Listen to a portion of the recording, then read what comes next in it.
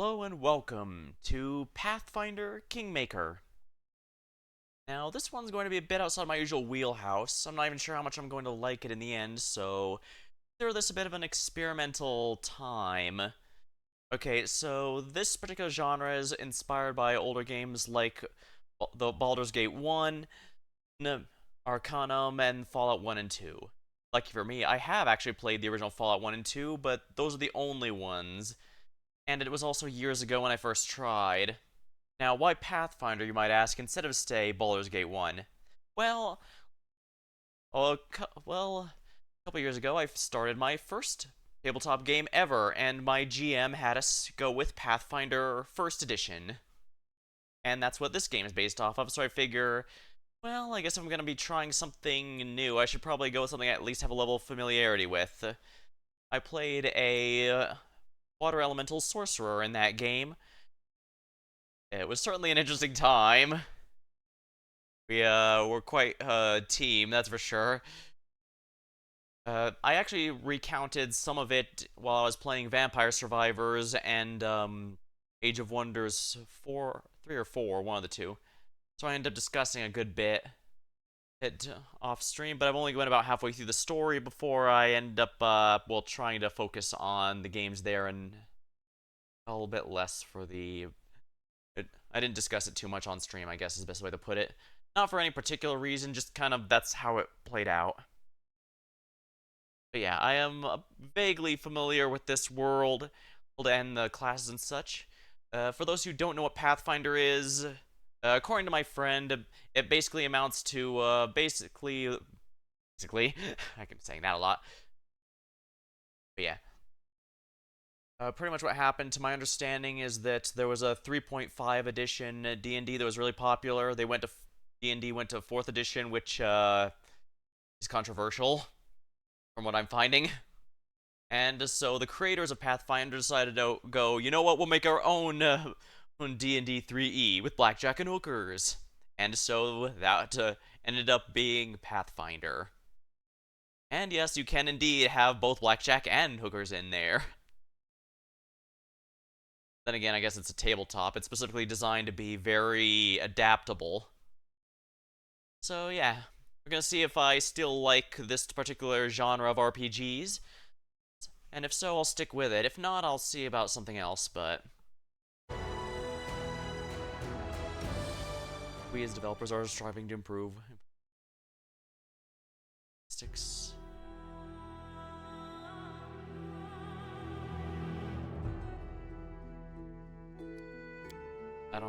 I shouldn't worry about that. Alright, these are DLC stuff. So I'm not gonna worry about that, I'm just worried about the main story. Explore the stolen lands, a wild territory that's been contested for centuries. Hundreds of kingdoms have risen and fallen, now it's your time to make your mark. By building your own, to succeed, you'll need to survive the harsh wilderness and the menace of rival nations, as well as perils within your own court. Good to me.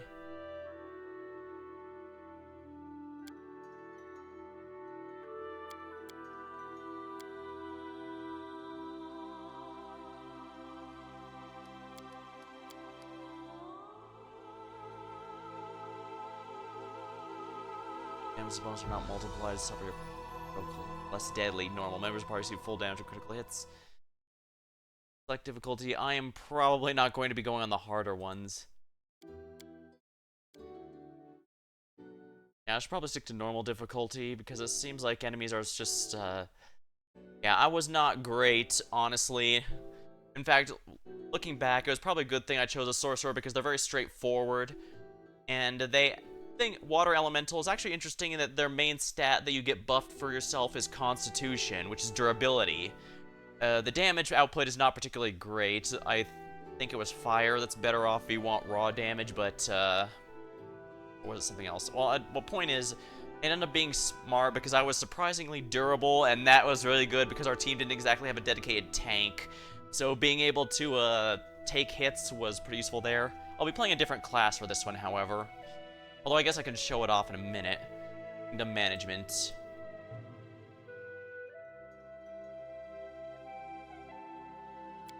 Set that to easy.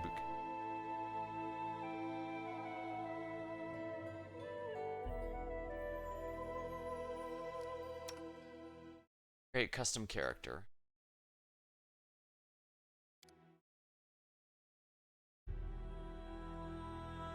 Interestingly.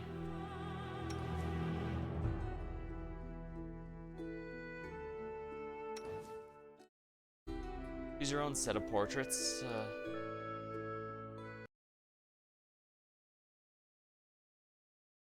Alright, so I can set my own portraits here. Interesting.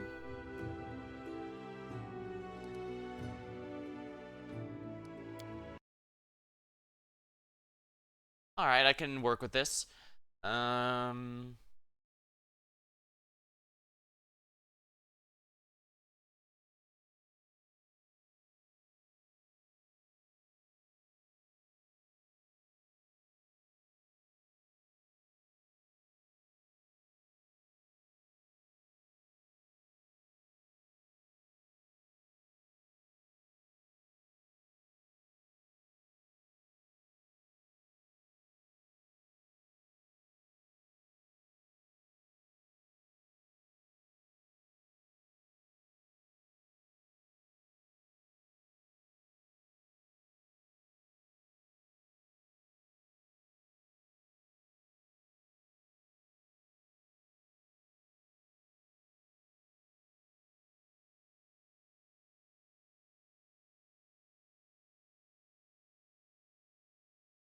As you can see, I'm only the most professional streamer, having put my having done this clearly before the stream like I should have, and not doing it in the middle of it.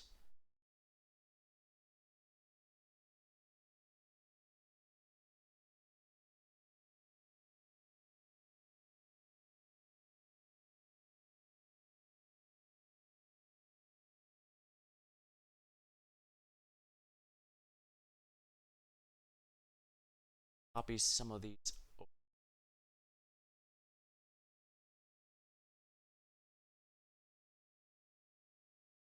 see how my luck goes with a few of these.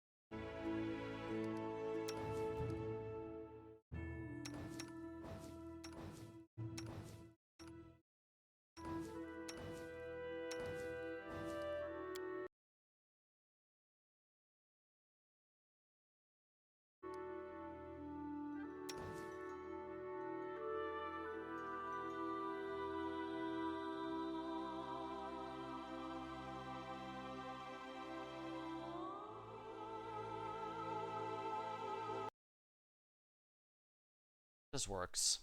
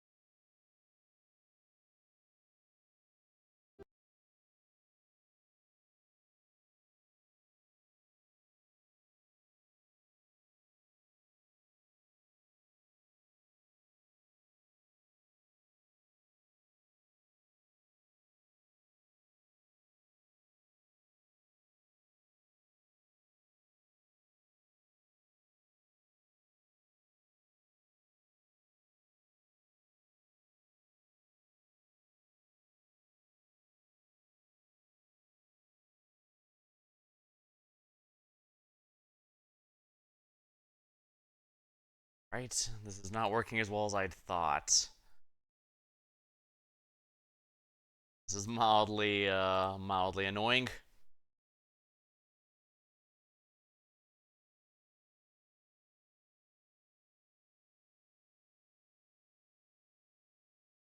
It will be fun, they said. It will change your talk.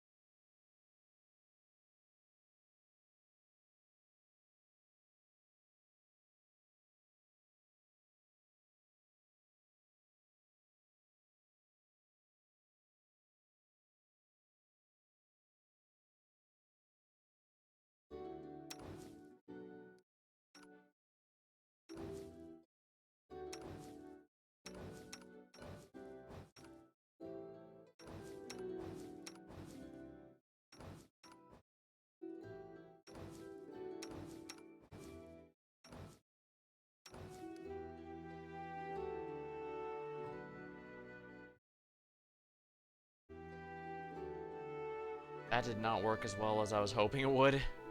Just so you can see, yeah, it's... One of them took it, but not all of them.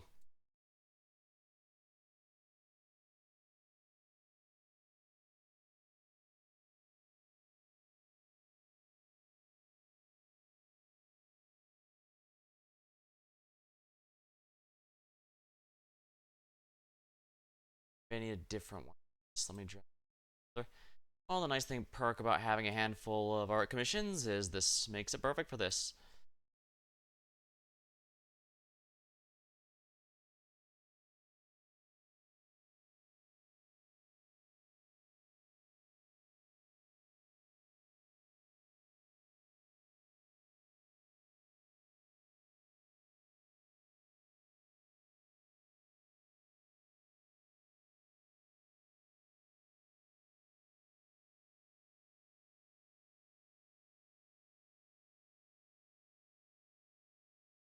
I'm assuming it's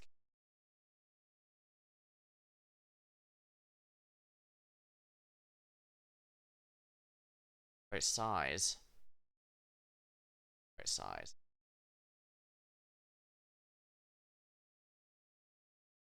The dimensions, not the, hoping it would automatically reshape them, but evidently not.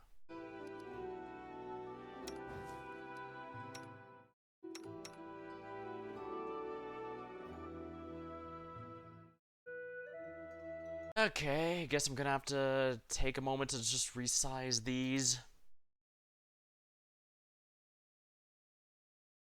Look like I can do it right here.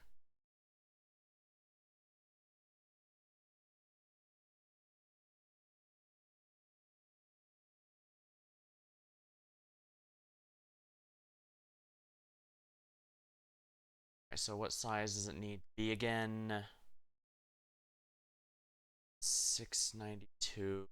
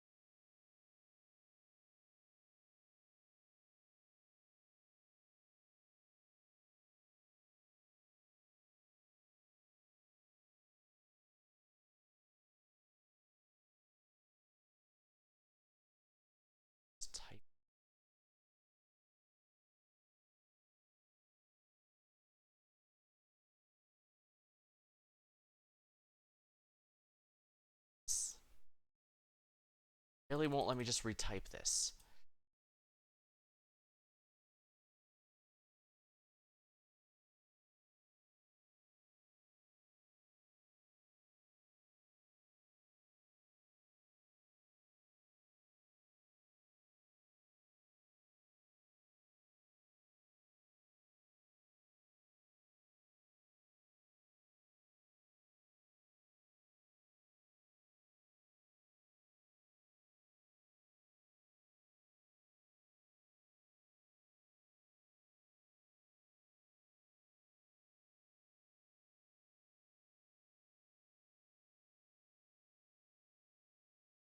There. Fixed.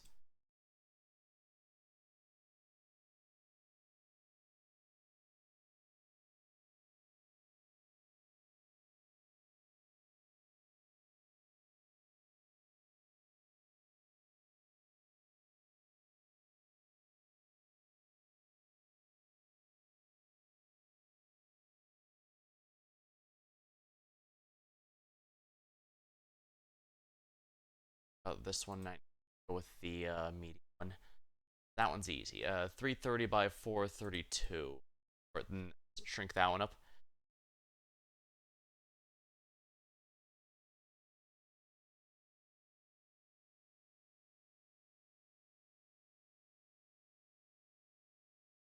Actually, first things first. See if they work. No.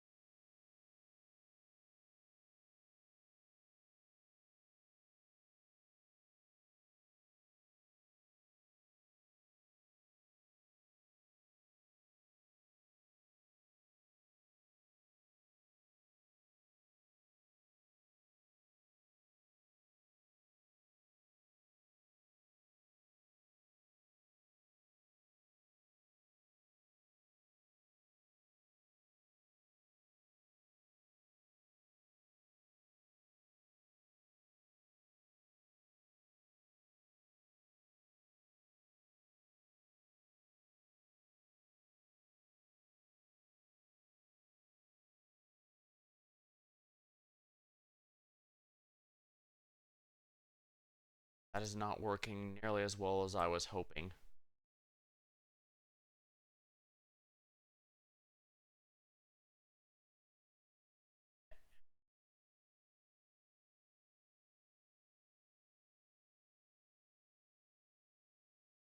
Weird. I can, if I select edit, it opens with MS Paint, but if I don't, it opens.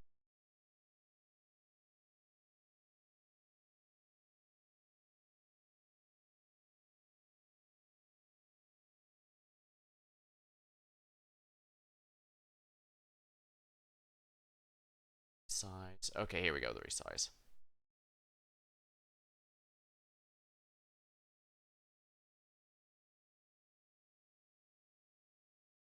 Okay, this is gonna work a lot easier.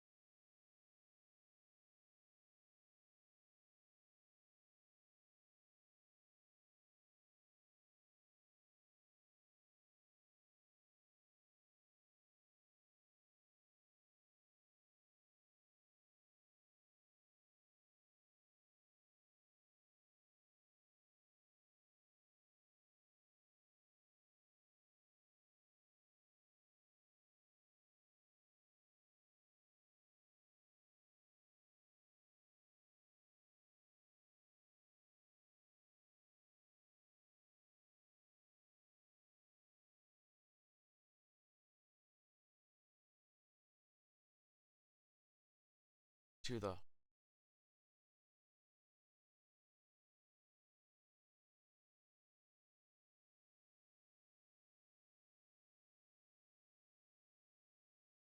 Oh, that doesn't all. Okay, abandon that.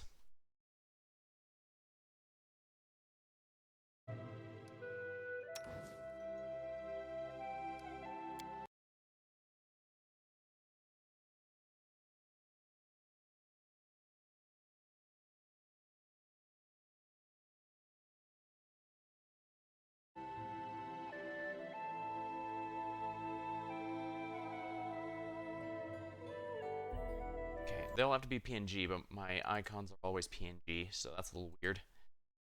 Okay, this is a bit annoying. Huh. 20 minutes in and I haven't even started the game yet. You know, given how long I take in character creation, this counts as faster than I was genuinely expecting.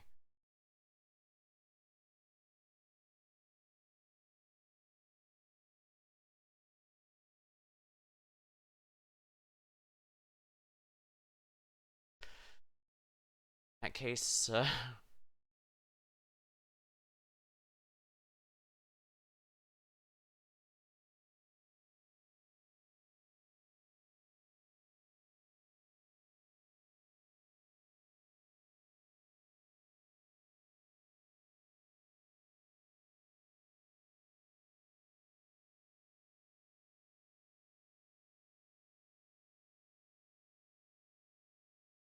dimensions of this thing. Let me try this other one. Actually, what's about my stream avatar itself? Let's see here. What are the properties? I said, what are the properties?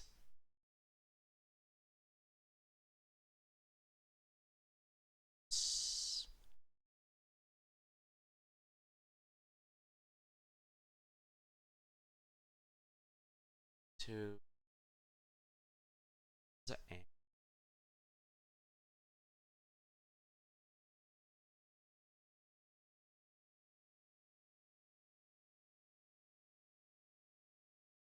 Actually, that works well.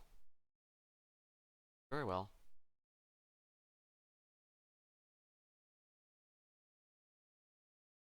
There.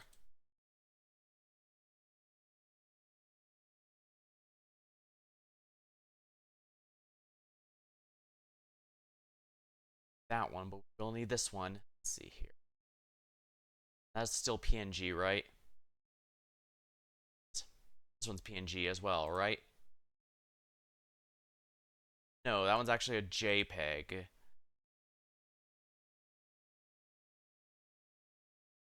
It's a P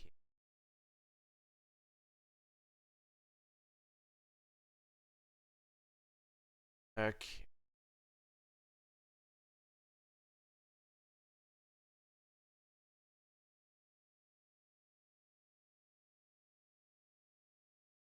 There we go.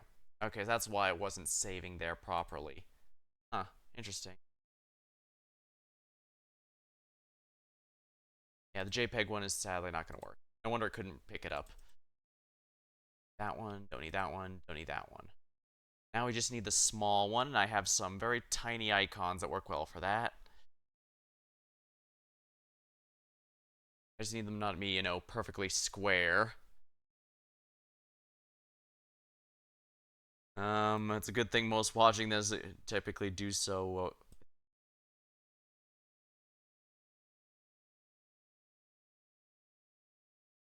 while doing something else. So, in background while listening to something. Well, it's good. I'm told that a lot of people like to listen to these while doing something else because I'm definitely not doing anything interesting right now.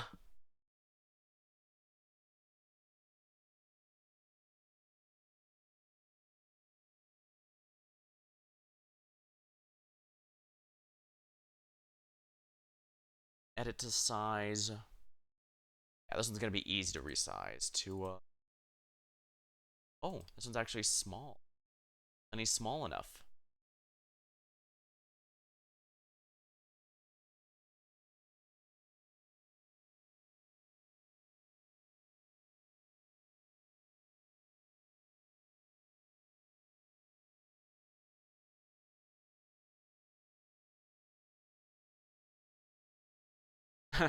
Looks a little silly here, but I think it works.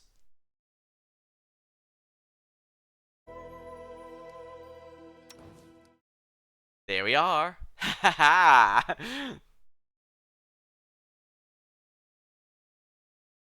Excellent, excellent.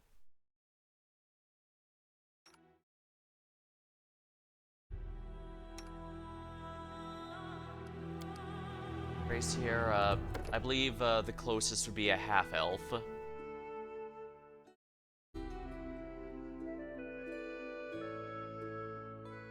Here, what's these are?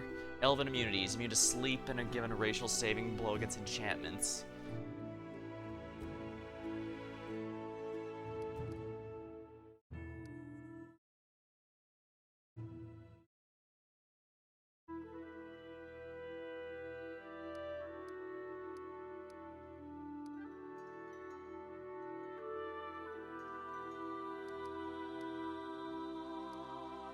This looks fine.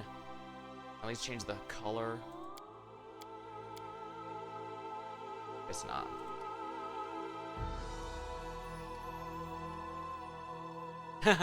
Smiling.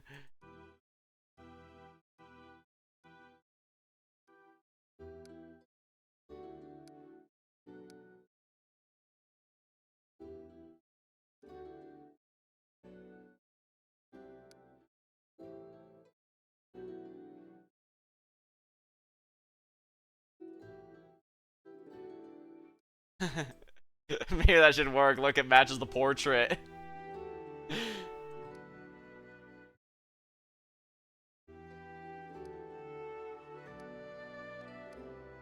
Guess one's probably the best one here.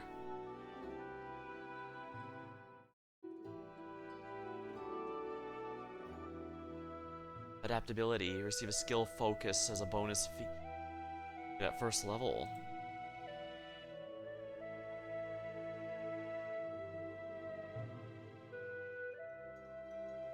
Class.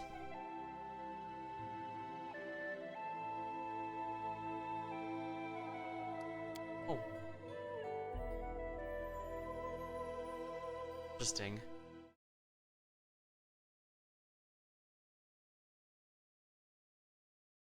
The race that my Pathfinder character in my tabletop adventure was the Undine.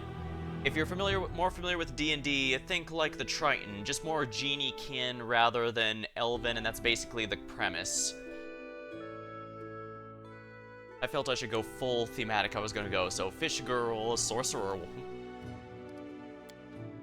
I can show one up here. Sorcerer excel at casting spells. But for this particular character, Magus. I've been having my legally distinct face self as a Magus lately. So, spend much of their time traveling the world, learning whatever martial or arcane. Magus spans much of their time traveling the world, learning whatever martial or arcane secrets they can. They might spend months learning a new sword fighting style while simultaneously moonlighting in the local library, pouring through tomes of lore. Most who take this path dabble in all sorts of lore, picking up anything that might aid them in their search for perfection. If you want a frontline magic user, this is the kind of build you want. This is the kind of character you want. Eldritch Scion. They don't study tomes or magic. Rather, they find their spells and abilities come innately. Bloodline. Unlike typical magi, Eldritch Scions do not study tomes of magic or spend time learning. So basically, this gives you a bit of a sorcerer's edge here. And there's a reason I'm going to be going for this. Base attack bonus, spells, features, abilities.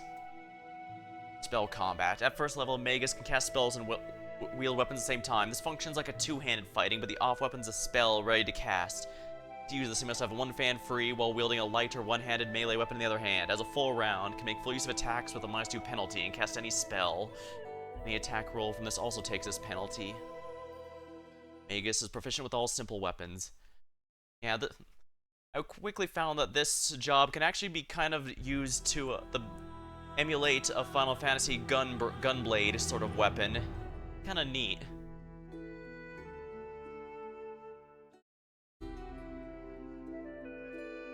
Yeah, we're gonna have some fun here. Yeah, the Magus Arcana, arcane secrets tailored to the way of blending martial and magical skills. Starting at 3rd, Magus gains 1 Arcana, gains additional 1 for every 3 levels after 3rd level. Unless specifically noted, a Magus cannot select a particular Magus Arcana more than once. Spell Strike. Starting at 2nd level, whenever Magus casts a spell within range of a touch, you can deliver the spell on part of the weapon. And this is what makes it the Final Fantasy Gunblade comparison. Because a Gunblade in Final Fantasy games basically deals a special magic attack when landing a melee attack. And that's basically what this does. Whenever I land a melee attack, it also delivers a magic spell. Instead of the free melee attack touch normally allowed, Magus makes 1 free melee attack with this weapon at higher base attack bonus as part of casting it. If successful, it deals normal damage as well as the spell. The Magus makes the attack in concert, the melee takes all the penalties accrued.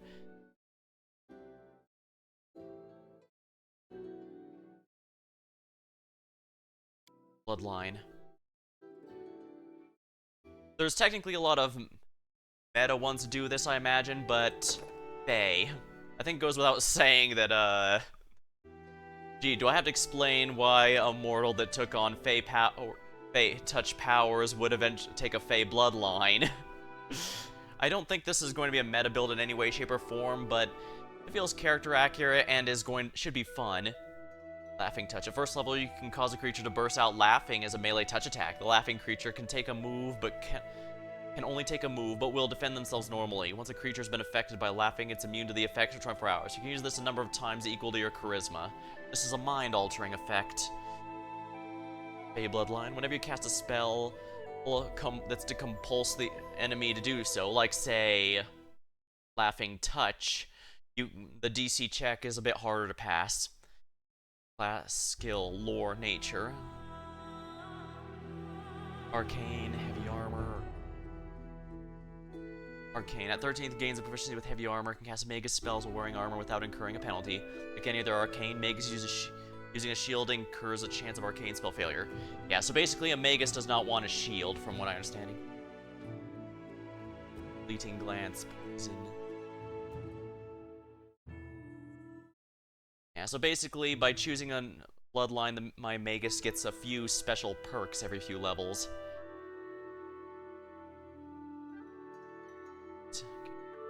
Adaptability, there we are. Skills. Allocate ability points.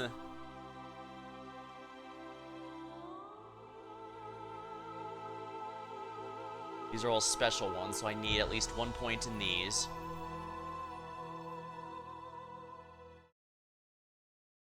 Oh my, only 2, huh? Well, I guess I'll have to think about that. Do I want knowledge or persuasion? Perception's probably an essential one, isn't it?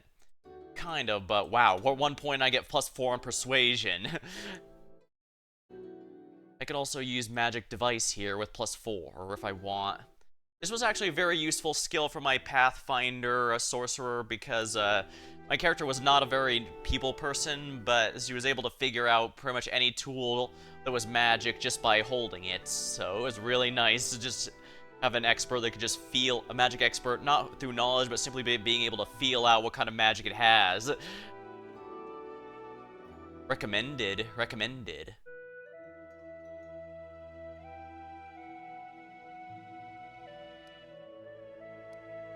Let's see here. I should actually probably look up ability points because it is a... What I've noticed in tabletop games is your stats don't go up very often, and when they do, it's a pretty big deal, so I want to make sure I distribute these correctly.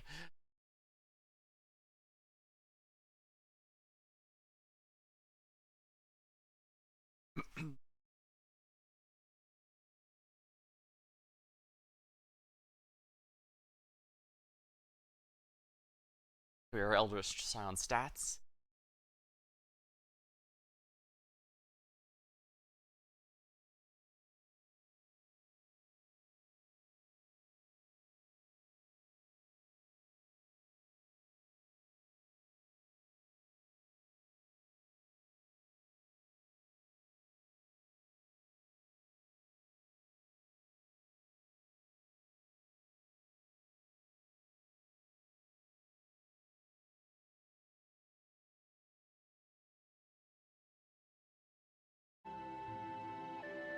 Probably important for spell. Racial bonus.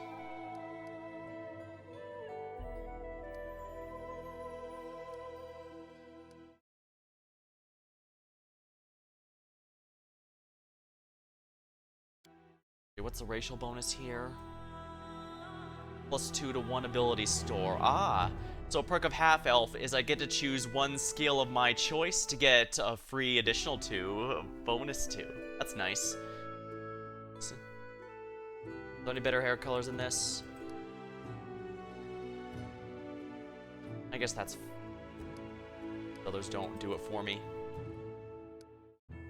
Yeah, that's fine, I guess.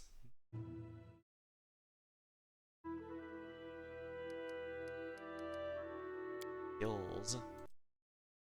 Yeah. Hello, Cattlebog. Welcome. I'm just enjoying the character creator since the game made the mistake of allowing me to put in my own portraits. Oh, this is gonna be fun. Now, let's see here. What stats do I want?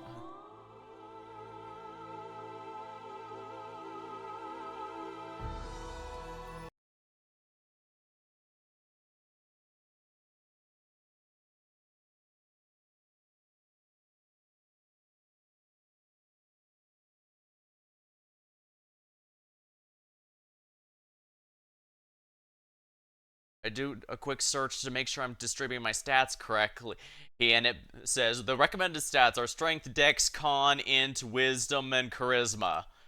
In case you haven't noticed, that is quite literally every single stat in the game.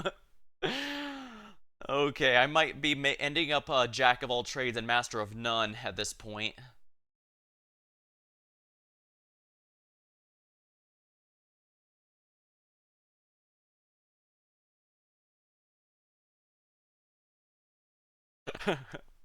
Alright, since I'm going Eldritch Scion, I do specifically need to make Charisma.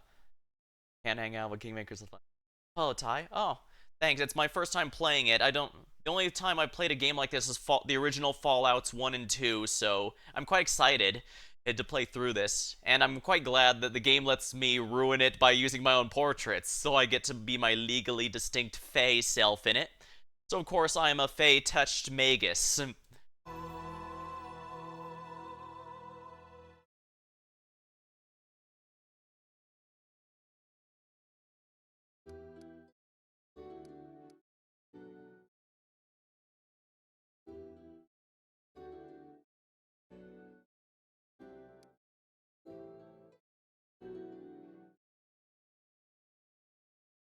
16. Constitution, maybe. I don't need Dex that high.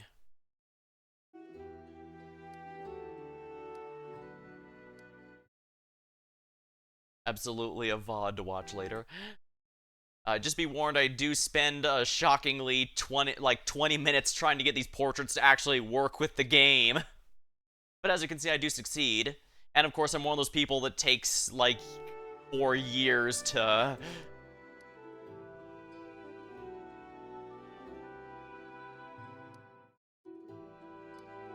14 year. Yeah. The only thing that matters from what I can tell is the modifiers, so that's something I need to make note of. It's 1, 1.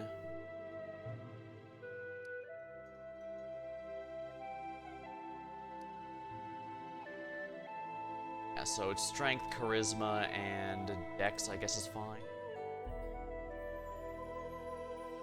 I can use as many... And I get to have one more skill point thanks to this, so... Magic device... Trickery... Delicate manipulation. Your trickery enables you to disarm, pilfer, and so on. Stealth, maybe stealth might not be bad, actually. Nah. It's just, yeah, it's only +1 because of my default. I should probably go with class skills to matter a little more. Oh, wow, yeah, look at that. A class skill, that's nature knowledge is +6 thanks to that. Technically speaking, I probably don't need this much int, but at the same time, I kind of do want to have a decent amount of skills each level up. Builders, oh, thanks. Yeah, this is actually the full portrait I have for my Steam account. I had it commissioned a couple of years back, Still looks really nice, I think. Oh, I can actually show you here. Portrait. Here's all three. These are all from different artists, so, but I love each and every one of them, don't worry. They're all from different artists, but as long as you can tell it's me, that's what matters.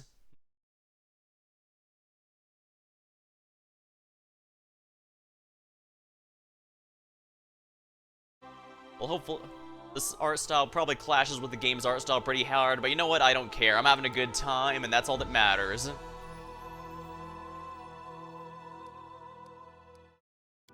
Skills. Yeah, I think the ability points in this set should be good for me, just because this gives me a decent amount of stuff here. As of now, I don't think I need to bother with any more in int period. Constitution, I mostly went because, to be blunt, this is a frontline magic class, and frontline makes me feel like I probably want this.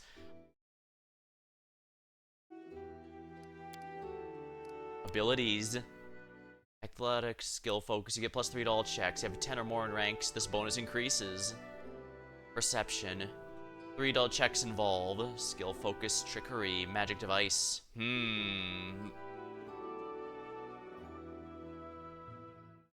Adaptability. Receives a skill focus bonus feat.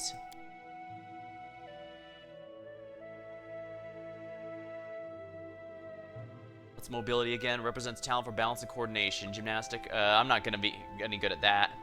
Athletics. No. Athletics, what's this again? Represents a physical ability, scaling walls, and swimming.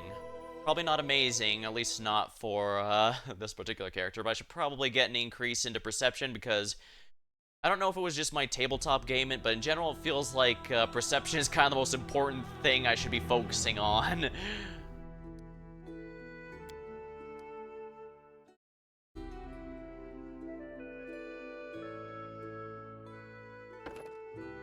Next up, we have Feat. Alertness. Bonus if you have 10 or more allied spellcaster. For the aid of an ally or skilled. Benefit when adjacent to an ally who also has this feat. Okay, so that's a teamwork feat. Teamwork feat require multiple people with the same one, but everyone gets the bonus while it's active. So if you're coordinated, that's a really good way to get it going.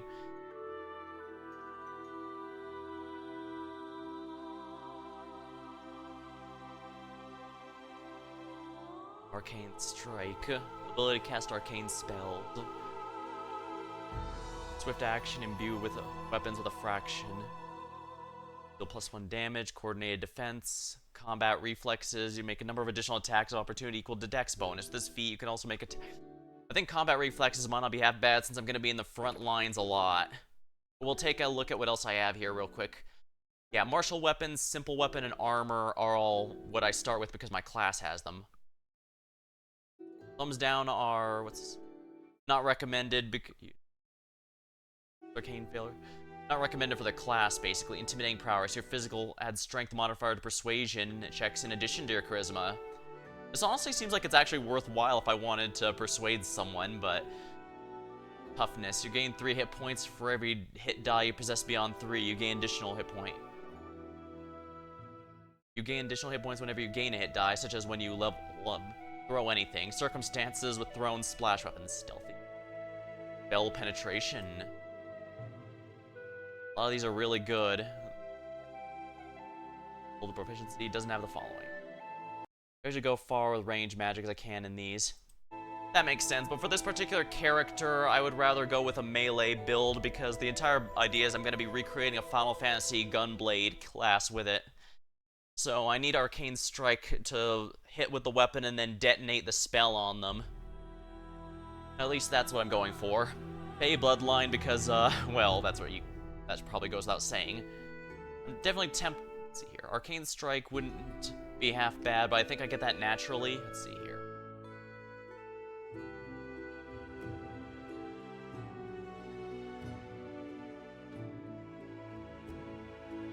Spell Strike. Yeah, I already get Spell Strike, so. Squall or Cypher. Probably Squall or Final Fantasy XIV's Gunbreaker, which is based off of Squall. So hopefully by the end I can have a good Lionheart combo to to detonate enemies with, because I do know if you can get a decent amount of attack combos, you can get a lot going on there.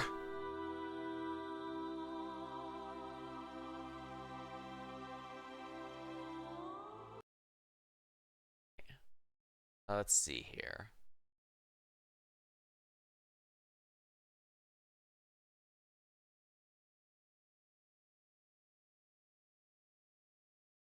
This up here.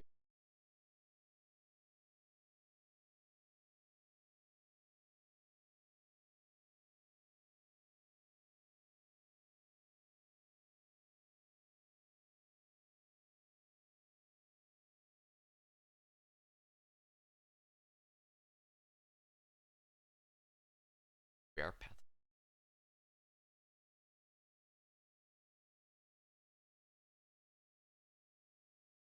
I don't plan to fully min-max, but I do at least want to make sure I make good decisions because,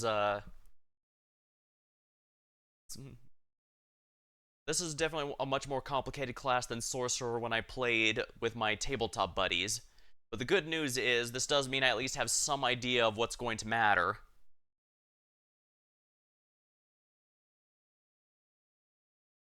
Okay.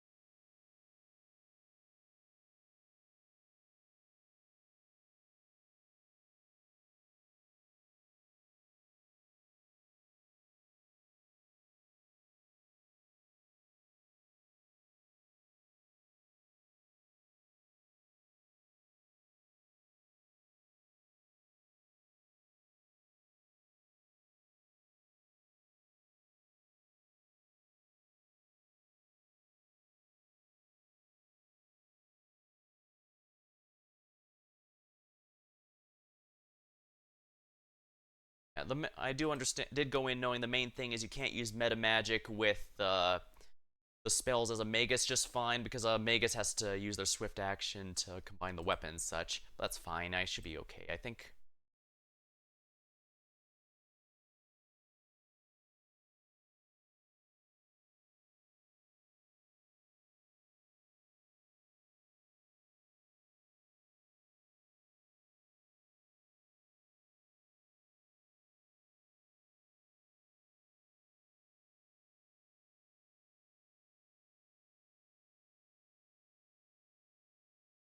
I did. Oh, there's no guide because apparently everyone just agrees it's a badly designed class. Unfortunate, but I'm going. As you've noticed, I'm doing this for flavor and fun. So that's how it goes sometimes.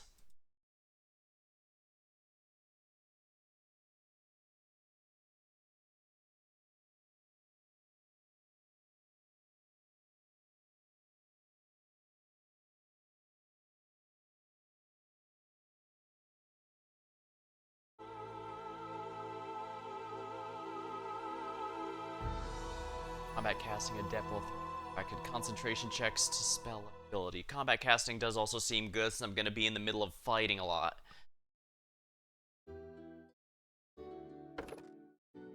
Yeah, combat casting, +4 bonus on concentration checks made to caster's spell-like ability. That might actually be worth my time in general just because of the of combat here. I've been told you can respec in this game, but it usually want to avoid it where possible, so I guess I'll be finding out the hard way.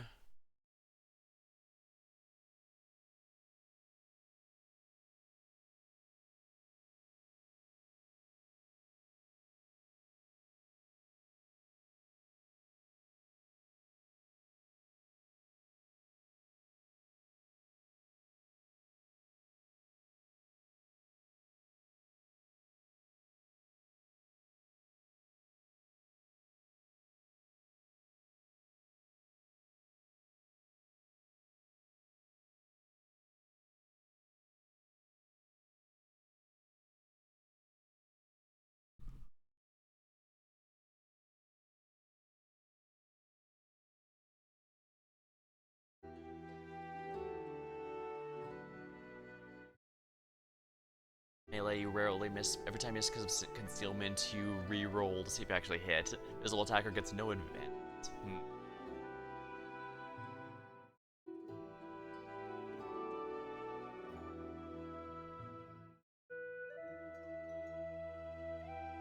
Seem quite...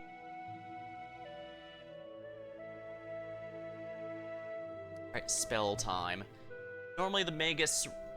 Basically, the way wizards in this tabletop game work is, as long as they know a spell in their spellbook, they can prepare it, and at the start of each day, they prepare the spells they think they're going to need for the day. Because I'm going with because I'm going with the Eldritch Scion, however, I'm like a sorcerer instead, which means I instead have a very limited amount of spells. I can't learn more without replacing an existing one, but in return, I can cast as many per day up to a certain limit.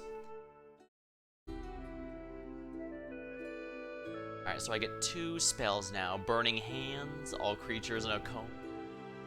Color Spray, all creatures, Evocation, Expeditious Retreat.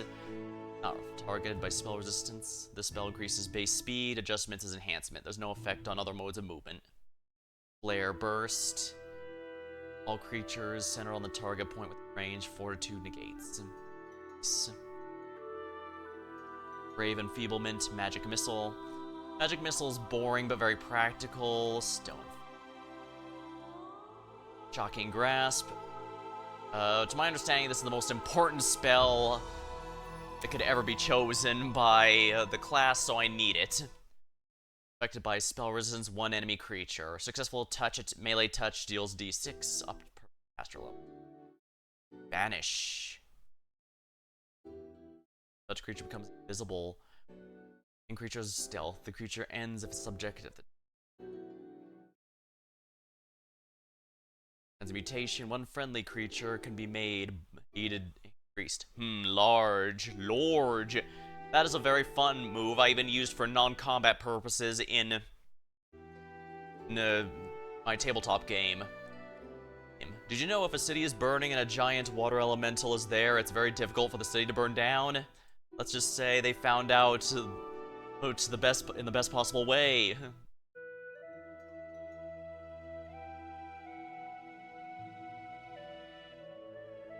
Mind affecting.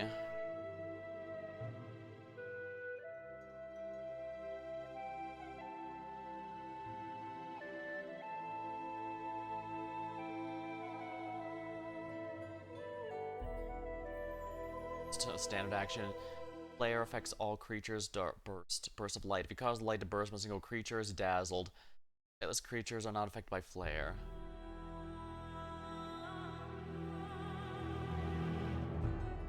So what's flare? Strike. You gain oh yeah. A bonus not affected by this chance. Snowball. Fun fact, Snowball is a spell I used on my sorcerer for a while. It was crap because, I felt it was crap because, while the damage isn't too bad, the failure at staggering made it significantly less reliable than, say, Magic Missile, which has Magic Missile has absolutely no, it can't miss. It will always hit unless the enemy has magic resistance or something like that. Reduce person. I can turn them into micros. Unfortunately, I found out the hard way. Enemies typically resisted after a point, so it wasn't even worth my time.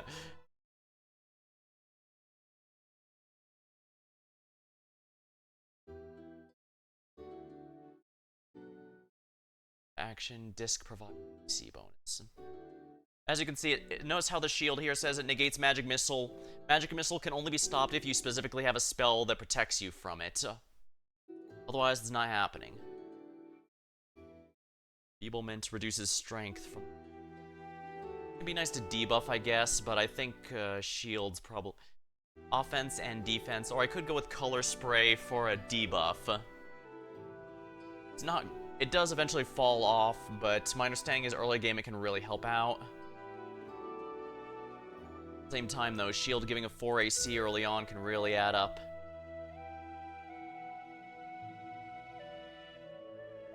Next character.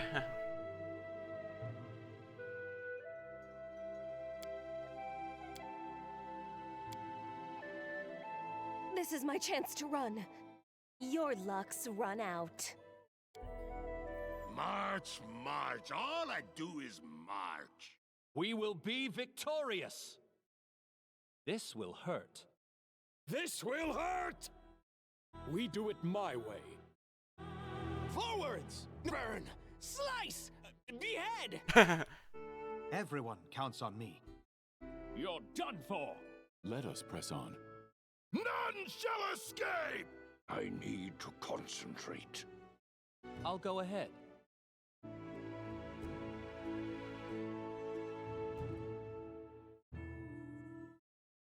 Let us go. And then, oh, birthday?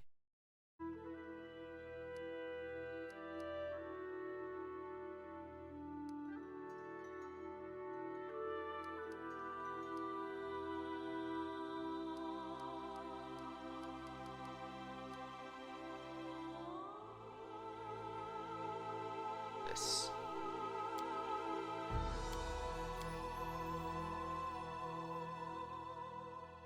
Overall moral and attitudes represented by alignment. Lawful good, neutral good. Good characters protect innocent life, evil debase or destroy it, whether it's fun or profit. Lawful characters tell the truth, keep their word, respect authority, honor tradition, and judge those who fall short. Chaotic, follow their consciousness, resent being told what to do, favor new ideas over tradition, and keep their promises only if they feel like it.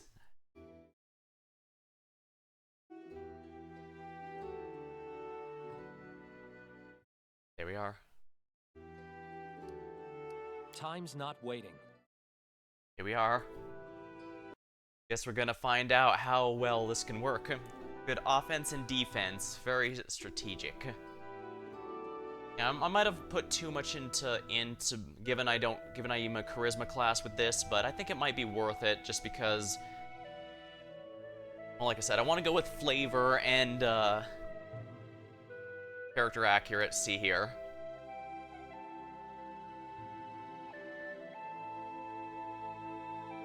Magic device. Of the world. Melee attacks, range attacks, initiative, and they'll determine order. Summon.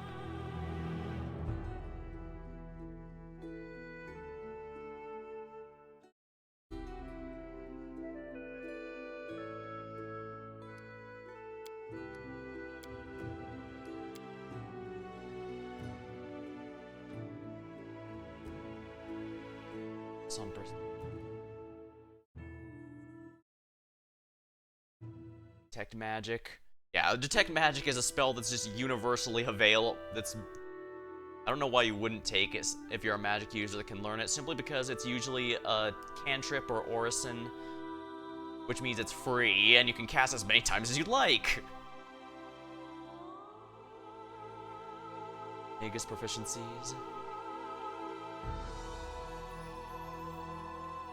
I didn't even break a sweat. River kingdoms are by no means a united nation, but rather constantly shifting group of city-states and fiefdoms, each at war with the others to gain more power and prevent their own demise. Our story started at the mansion of an Aldori sword lord. Drawn by the promise of a most dangerous task and a commensurately huge reward, heroes of all stripes gathered here.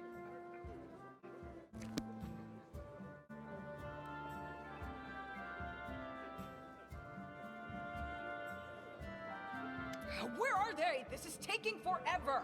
It didn't even say what this was for, just that the Aldori were looking for heroes. Who are the Aldori anyway? Rich folk?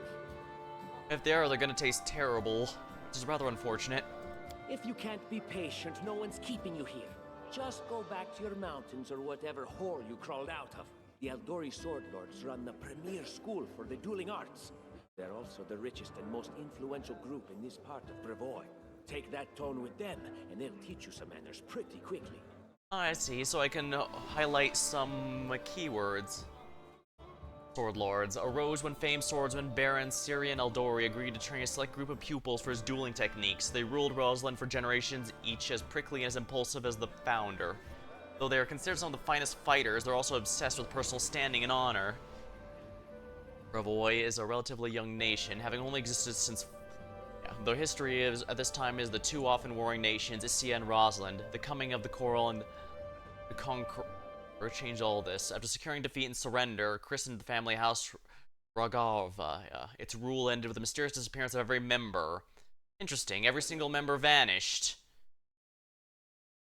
If the inheritor is someone named Ashnard, then don't trust a thing he says. In fact, he's probably cursed everyone. All right, you purple toad, just shut your trap. And if you can't, I'll help you. Hush! Quiet! They're coming. Looks like the big event is here.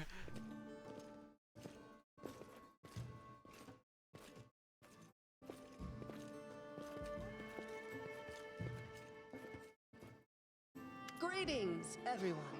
I am Sword Lord Jamandi Aldori. This is Lord Mayor Yosef Selimius of Restov. Welcome to my mansion. Oh yeah, let me hide my avatar real quick so that you can see. Here we are. You can now see my portrait is in here. Adorable, huh? Love it. We thank you from the bottom of our hearts for responding to our call. You may be few, but that's unavoidable. We need only the best of the best for this task. And I see true heroes before me, strong and fearless, exactly what Restov needs. One of the two largest cities in the fertile region of Rosalind in southern Brevoy. Lord Mayor Selimus leads it, which is... You know, I can't help but notice Joseph Selimus here has no portrait, while everyone else so far has.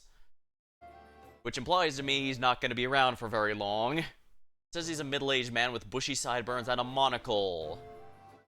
Thank you, Lord Mayor. Now, to the point. South of here, just beyond Brevoy's border, lies a region known as the Stolen Lands. This is disputed territory, and while it's long been claimed by nearby states, it's never been truly taken. I won't bore you with the legal technicalities. Appreciate it. Suffice to say that anyone with enough courage and power to seize the Stolen Lands and name themselves Baron or Baroness, claiming dominion, well, none of the neighboring states would be able to challenge it. Of course, Restov would be first to recognize the legitimacy of this new state, as well as the noble title of its founder. The Stolen Land. The Stolen Lands are almost wholly unsettled region in the northeastern section of the River Kingdoms, bordering Brevoy and serving as a buffer between Brevoy and River Kingdoms. Traditionally, the haunts of bandits and monstrous humanoids are regarded as stolen by all nations along their border, even though none have ever been able to keep the realms under their control for long. Stov is one of the and Brevoy, a relatively, yeah. Unfortunately, one serious obstacle stands between you and this title. A gang of bandits holds sway in the Stolen Lands. Their chief, who they call the Stag Lord, considers himself the rightful owner of these lands, and no one has yet been able to challenge his power. Bring me his head, and you'll be able to return to the Stolen Lands as their legal ruler. Any questions? Yeah, you're helping us found a barony here. What exactly do you stand to gain from that? Don't ask stupid questions. Why should you even care? What they have to gain and why, that's for Lady Aldori and I to discuss. It's none of your concern. Your only concern is to swing your sword around or whatever it is you do. Of course, we stand to benefit from this enterprise. But if you're concerned that we intend to rule your country from afar, using you as a front, that's exactly what I was worried about. Please know that these concerns are unfounded. Let's just say that we have a strong interest in the region's stability. We have need of a ruling power we can negotiate with, not bandit gangs and monster hordes. What is that smell in the air? Is it the smell of unspoken words and political intrigue? Yeah, the Tearflame girl standing nearby and mentions that. Noticing you heard her comment, she winks at you coyly. Alright, so I suppose this is a nice little contest, but Well, I don't mind working together with everyone. Who do we turn? Who will receive the title? I will, of course. I'm the leader of this team, after all. Don't worry, though. I'll make it worth your while to help me. Okay, so he's gonna interrupt on everything. Good to know. We haven't yet begun, and you already speak of divvying rewards. What makes you think we'll even succeed? There's little point arguing over who gains the title when we'll most likely lose our lives there. I suppose it is a good point. We could theoretically put this off until it's complete, but at the same time, the rewards are kind of the reason we're doing this. I mean... If I may please answer the question. She takes a long pause, waiting for voices to die down, and everyone directs their attention towards her. We believe you're all equally deserving of a noble title. Over the course of your expedition, it will be up to you as a team to decide which of you is best suited to rule. Alright. I suppose I'm going to guess if we just... I should probably just ask everything just to get through it all, but I get the sense that they can't just recognize the Stag Lord as the Baron because he's not willing to negotiate. That's a good point.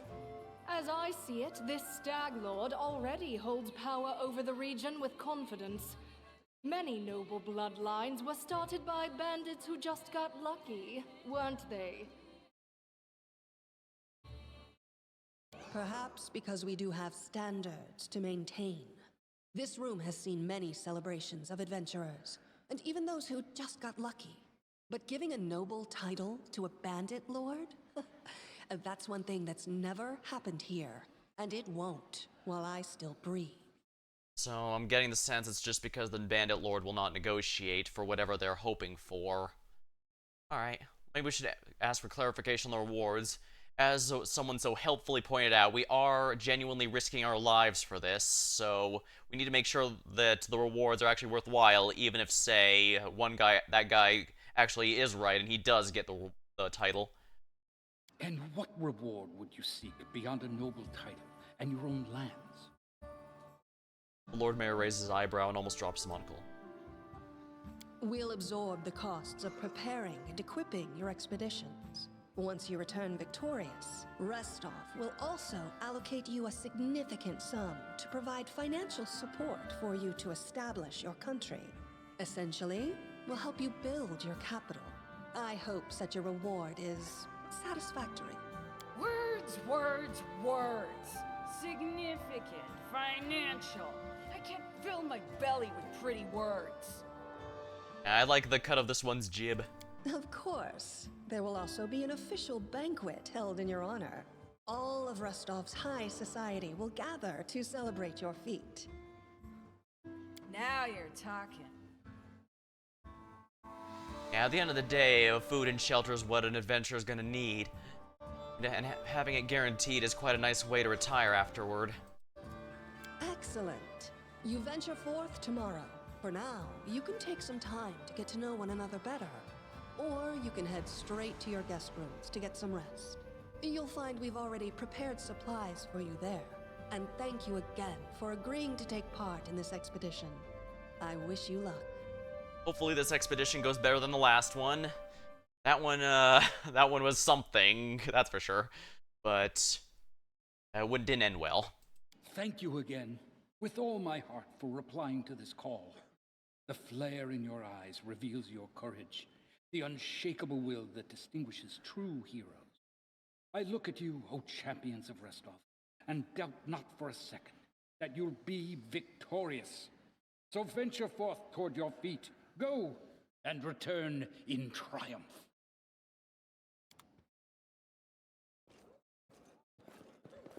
Hi, my name's Lindsay. I'm a bard, though this is my first real adventure. So, shall we go teach this Stag Lord a lesson? Luce, pleased to meet you. Likewise. Actually, I also wanted to ask you something. How do you feel about this Tartuccio fellow? I think he's pretty obnoxious personally. He appointed himself head of the team, and he's just after the Baron's crown, or whatever it is barons wear. Doesn't matter. I don't like him. I think you should be team leader. When I first saw you, I couldn't help but think, now here's a real hero. Someone who'll be praised in poems and songs. This is the person I'll write my book about. Blushing, how cute. Wait, a book you say? Damn, I should have led with that. Please, just let me explain. You know what the trouble with most heroes' biographies is? They're always written years later, based on the tales of, best case, people who saw things from the outside. Worst case, someone heard about it from their brother, who heard it from their friend, who heard it from their cousin, and so on, adding a new batch of lies each time. Every time I read about a heroic journey, I think to myself, why didn't they just bring a bard with them to write it all down properly? And then I thought, I could be that bard. I just needed to find a suitable hero and volunteer to follow along on their glorious adventure. A great plan, huh? And here we are, with a heroic journey lying before us. Who's going to be the hero? Some dwarf who keeps muttering about how we'll all die? Or maybe that horrific scythe lady? Or, God's forbid, Tartuccio? No way. Be picking me for a reason then, so...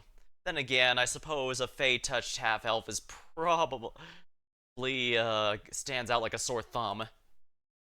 Alright then, I'll work with you. Alright, I'm going to my room to write about tonight.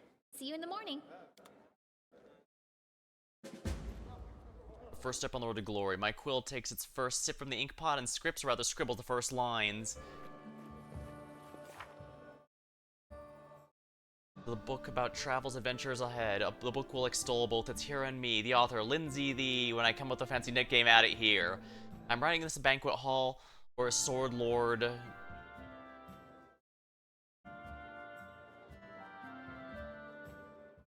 Tartuccio, indeed. Banquet hall where Sword Lord Jamandi has just finished telling us about the mission lies before us. Tomorrow at dawn, our team will set off the Stolen Lands. This is where my book begins, and the gods themselves can't say what will happen next. Well, like I said, I've been on a few expeditions. Let's just hope this one ends better than the last one. Rage, yeah. I don't like him already, but just because you don't like a co-worker doesn't mean it's a good reason to fight. At the end of the day, we can work this out together, and worst case scenario, we can work out who to take the reward at the end. We have a long road ahead of us, but all we need is a good night's sleep. Fortunately, Lady Jamadi's graciously given us each a bedroom in her mansion.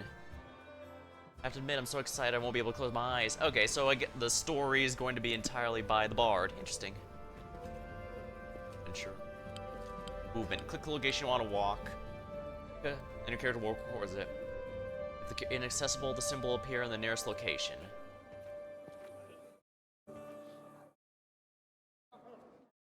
Simple bandits. We'll deal with them in no time. Tomorrow, our glorious journey begins. Are you ready? I hope so. I don't need layabouts on my team. Finally, the idle talk's over. Can't wait to set out. The Venturer. Our own barony. That's a prize worth fighting for. What game is Jamandi playing? I'm not used to feeling like a pawn. Our own barony. May be difficult, but at least it won't be boring. Ah, right. Stin gear. I'll double the guard for the night just as a precaution. Some rest before the road. You have a very difficult journey before you.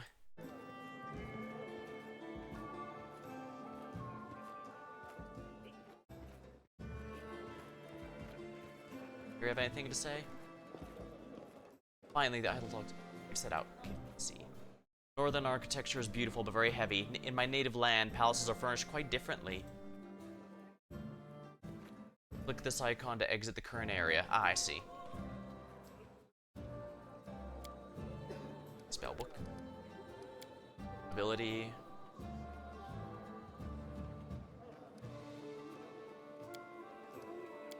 Belt. Scroll of magic missiles, scroll of shields, scroll of expeditious retreats. Not bad.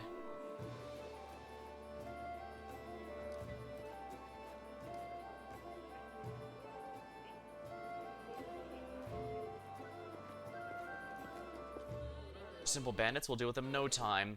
Our own barony. This expedition is surely doomed. That guy's quite a doomer. All according to plan.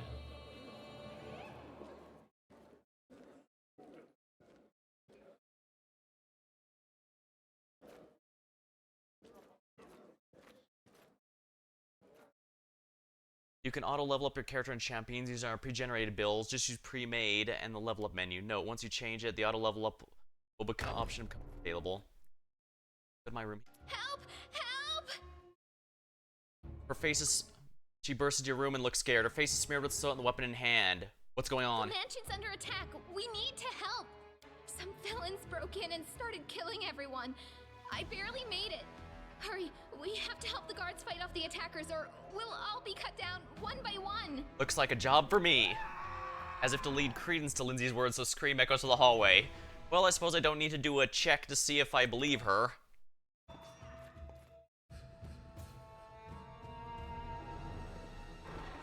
You're not going anywhere, punk.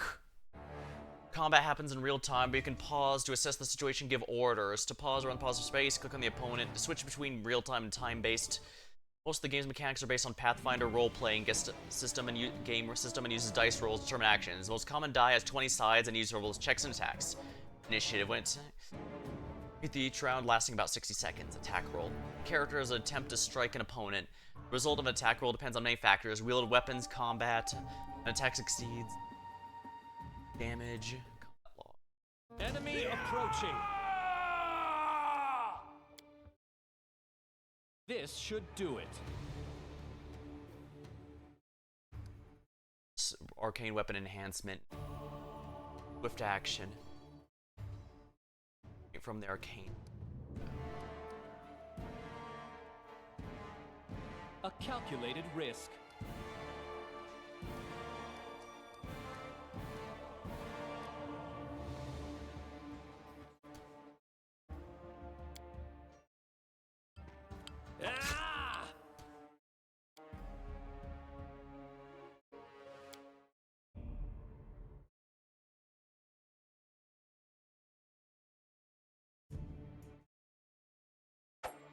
Ah! T. Gong. Ha! Grasp. Got an. Oh, wow. Loot. You can interact with various objects as bodies of dead opponents. Interactive objects are highlighted with the blue outline.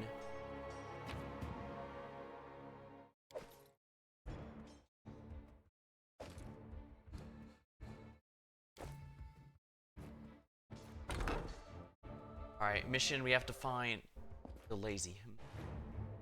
The assassins are already here. Follow me, quickly.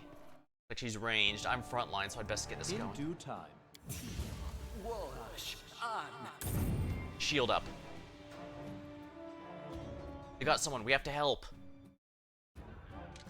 Look, they're running. Get them. What should I do with this one? We'll finish him later. He won't get away. Victorious.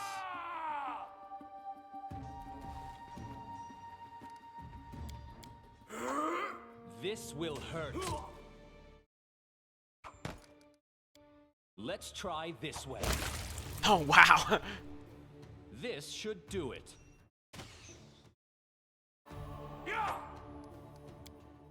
Laughing fit. You're just in time. A bit longer and I'd have been... Whew, I don't even want to think about it. Can you imagine what a terrible loss this would have been? But it's all right now. I'm safe, sound, and unscathed, ready to lead you to victory. Status notification. Also open. Journal, press J. Okay, journal's J. Got it. So Tushio is an asshole, but we're not at the point where we have the luxury of choosing allies. Lady Jamandi's holding the line in the banquet hall. You know, the one where she had us gathered before. We need to make our way to her. And along the way, we'll try to save some of these dummies who are supposed to accompany us to the stolen lands. Speaking of dummies, take this ring. Quiet now, so that little fool doesn't hear us. She might try to steal it herself. It's magical. It'll protect you. You'll need it while you work to defend me.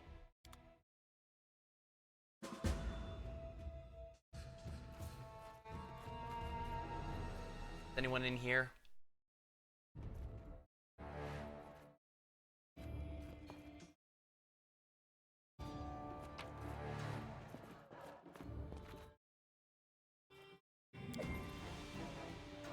Adventures call to them. Fortunately, it seems one of our That is not far. intended teammates had died already. Anyone alive in here? Hello?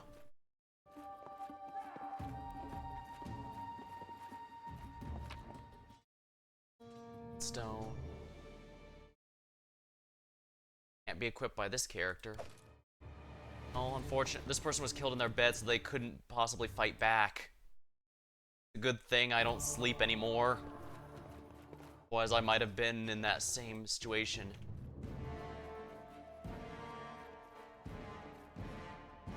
Companions. There are several companions of party now. Just select a single character. You can click their portrait, press the corresponding key, draw a frame around them.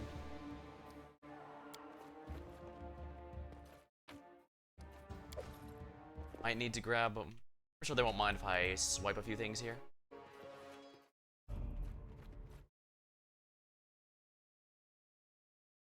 As it should be. Can you make an epic pose? I need inspiration.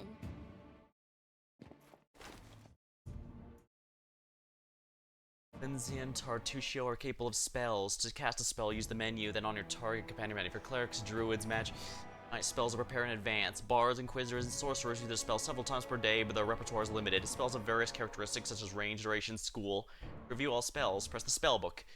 Character requires a new spell, it automatically appears in the first free slot. Spontaneous casters happen as soon as they get it. For casters who have to prepare, it happens when they prepare it for the first time. If you remove a spell, it won't appear automatically again. Most characters have usable abilities, which may be limited to a certain number of charges. Some abilities don't require targeting. Attack of opportunity. Close to an armed opponent, provoke an additional attack on your character. Serves you right.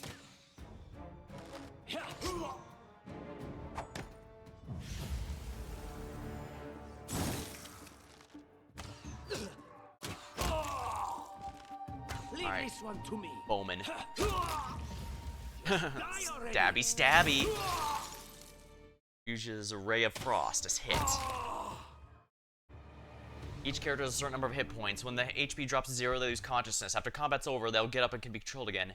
HP value can actually go into negative numbers. A character can survive some negative, but if their amount becomes equal to their constitution score, they die. To resurrect them, you need a special spell. Yeah, unlike in JRPG, the tabletop Pathfinder game I played basically work that way. If your HP hits 0, you're not dead yet, but you are dying, so you need to be very careful. Restore lost hit points. Healing potions are accessible to the following classes. Healing spells are accessible to bards, druids, clerics, inquisitors, paladins, ranged. Expendable items such as potions are in the belt. Open up a character's inventory and use the quick slots in the belt.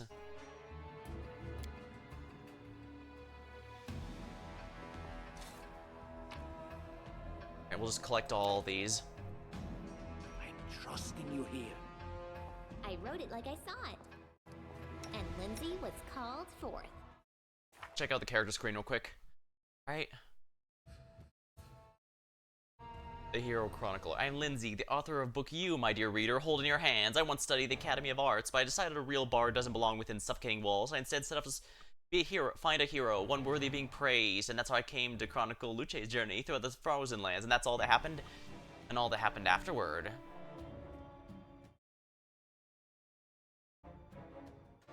And yeah, bards aren't just music. You can have a writer like Lindsay here, or you can have a painter. It basically just depends what kind of art you want them to focus on.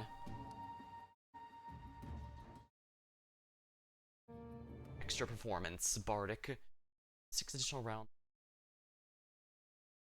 Biography.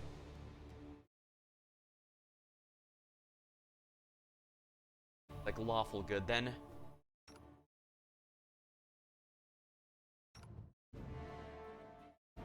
Chaotic evil. Sorcerer with no equal. He's a powerful sorcerer that can burn enemy to a crisp with the flick of his finger. Unfortunately, his power is matched only by his arrogance. I wonder, why is power always given to such self-satisfied people? I think it's more the other way around. He gained power and it transformed him. For the record, my sorcerer was true neutral.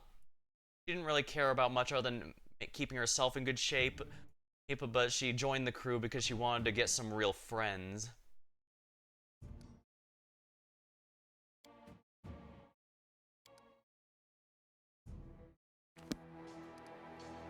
I am prepared.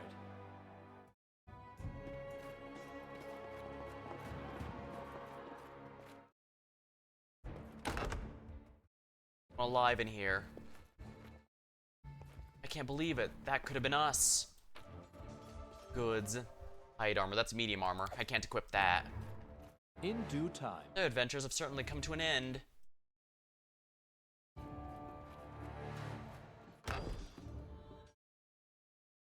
Oh no.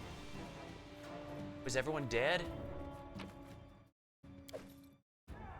Pathetic. They couldn't even defend themselves, but they thought they could conquer the stolen lands. Light a merchant. Sure they won't mind if we grab a few things in here.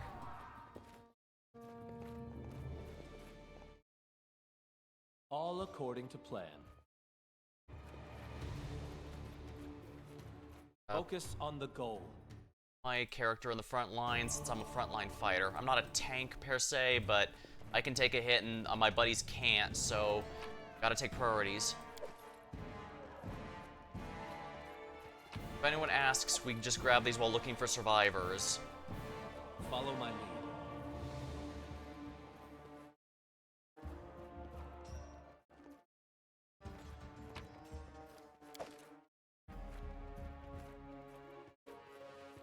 I know what to do.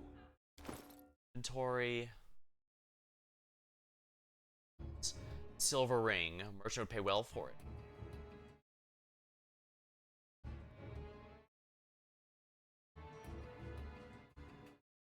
Change shirt. 2 armor check penalty. Chance.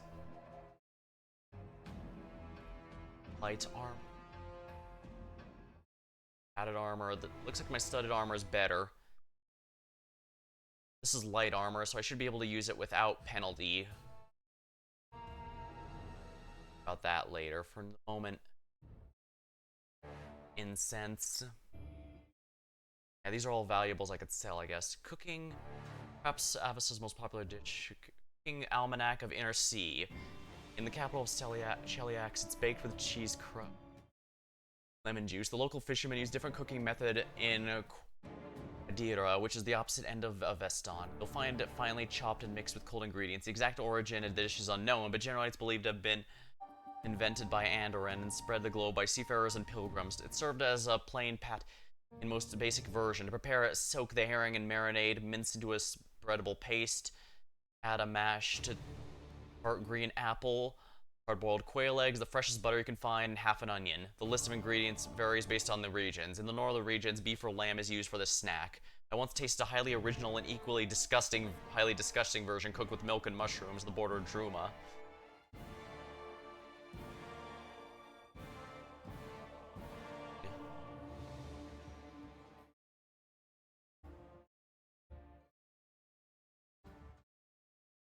I can't use medium armor, fortunately.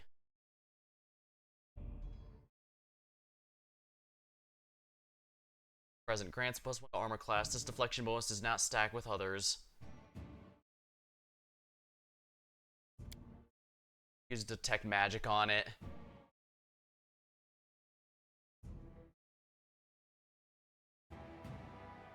If he asks, I just haven't had time.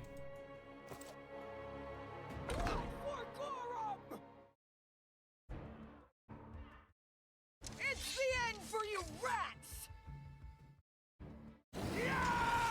Our leader charged forwards. Hey, wait for me.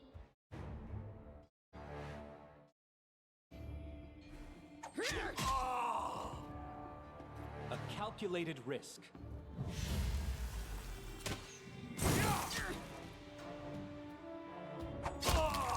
Ha! This will hurt. Barbarians in their rage form is pretty fun. At least from what I've seen.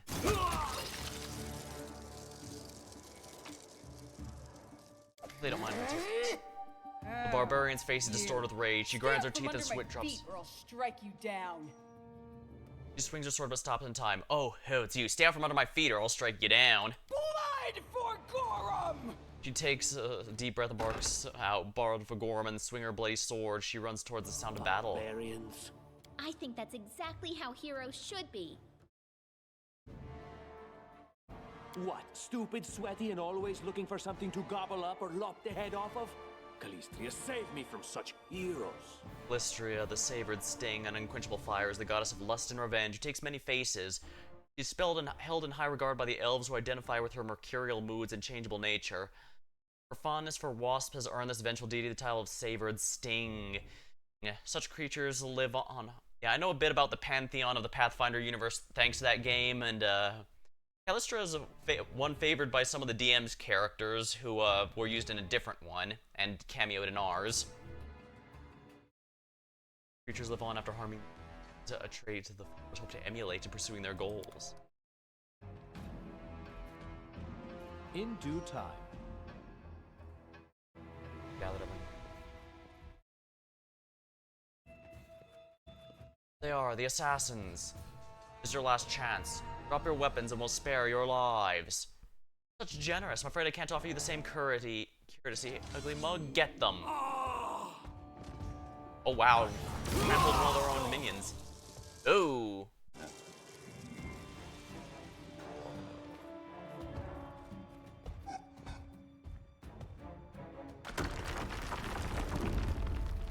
I don't like the sound of that, but something tells me we're gonna have to look it up.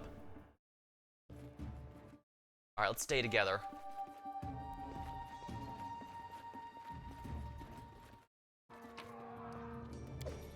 That is not far.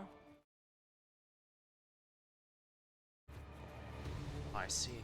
Frozen bodies. Gonna have to grab these. No mistakes.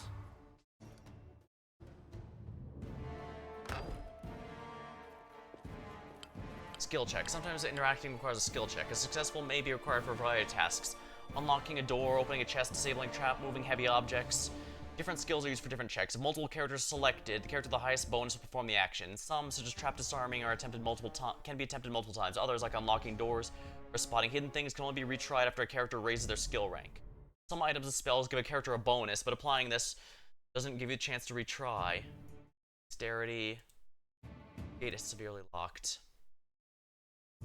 Dexterity. Anything else? Here we are.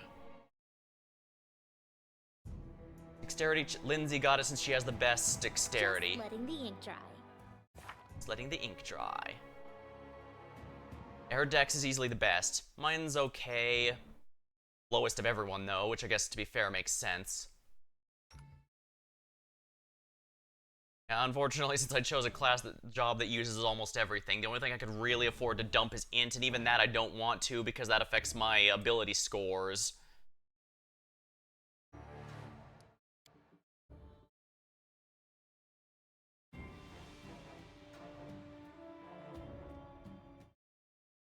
Rapier.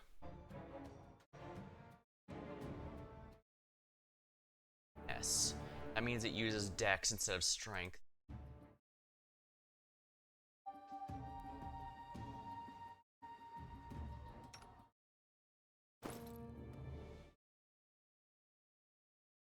Weapons. These are all daggers. I need a proper longsword. Here we are. 1d8. Our damage when it 3 to 8 damage.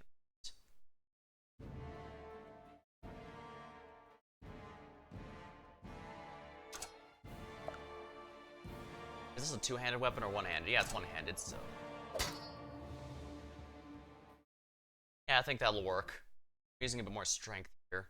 I could also use a spear if I wanted, but which. Ooh, it also does 3 times critical hit damage.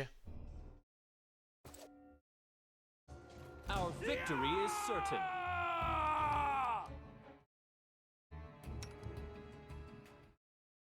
Let's try this way. This should do it. Distraction. Sneak attack. I took a bad hit there. Also, I appreciate the collection is AoE.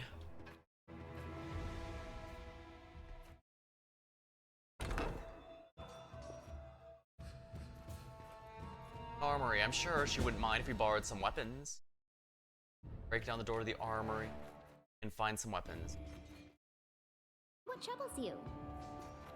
Ready for anything.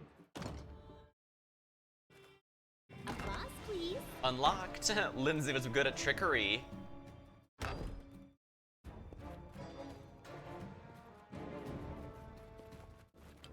interactable highlight objects. As it should be.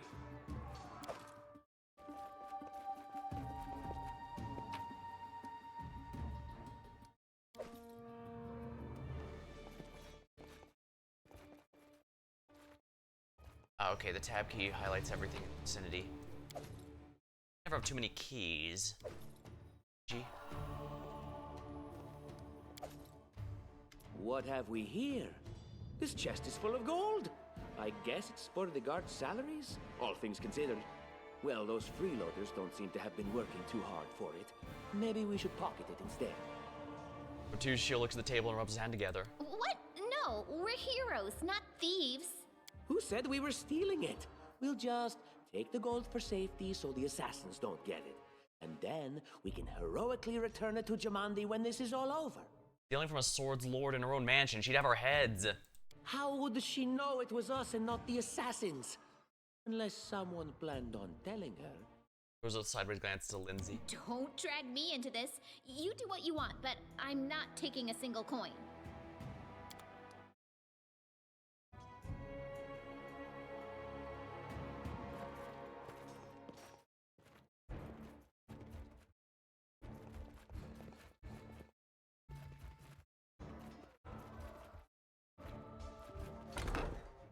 Oh, familiar faces. I hope you're not so frightened as to swing at every shadow. It's me, Jathal.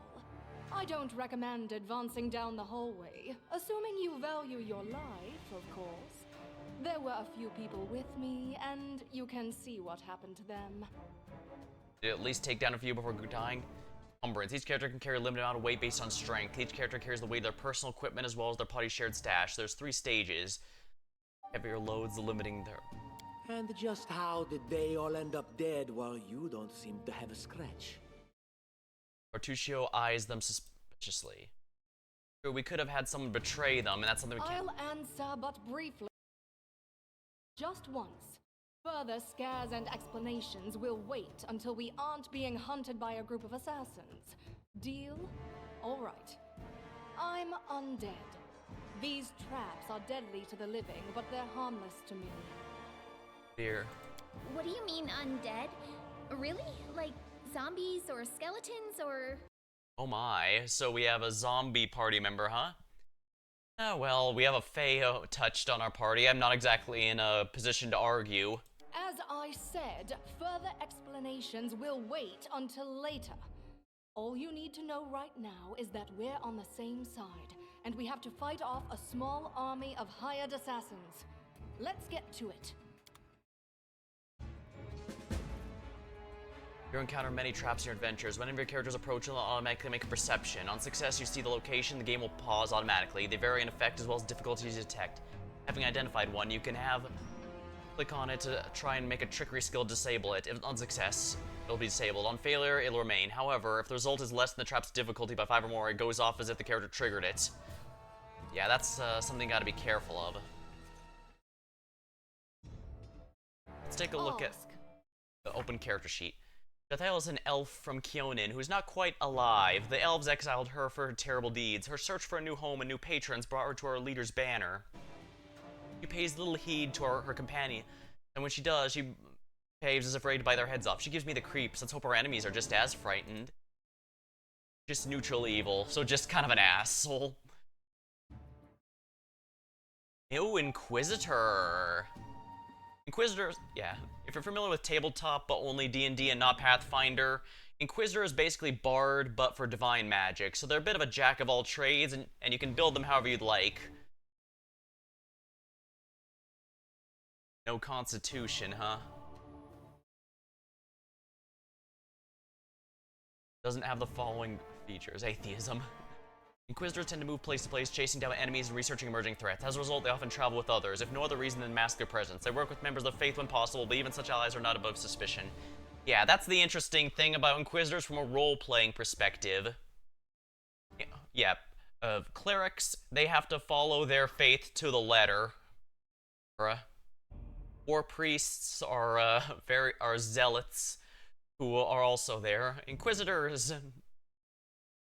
The main thing Inquisitors are kind of fun because they are not technically required to follow the requirements of their faith in order to stay within it.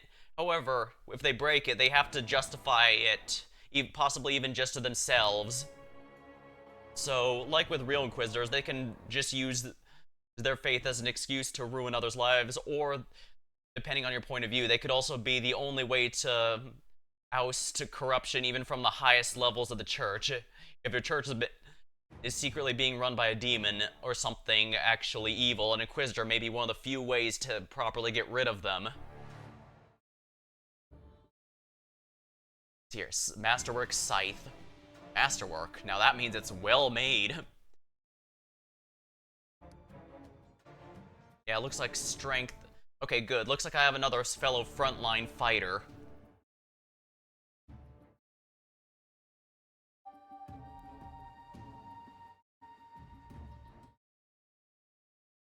It's Judgment, Destruction, Divine Wrath, gaining a Sacred bonus, increases by +1 for every 3 Inquisitor levels. Yeah, the Judgment is the nice thing that Inquisitors get. If they declare a judgment, they get buffs based on whatever they choose. There's a bunch of things to choose here, but Destruction's probably going to be the main one to choose. Although Justice is also pretty nice. Protection, is sacred to armor class. Purity is a really good one because that adds your saving throw. That can save your ass. If I like this game enough, there is a sequel. I might just have an idea for what I might want to use for that one. But each step as it comes, each step as it comes. Alright, let me grab a sip of my drink real quick and we'll continue on. See.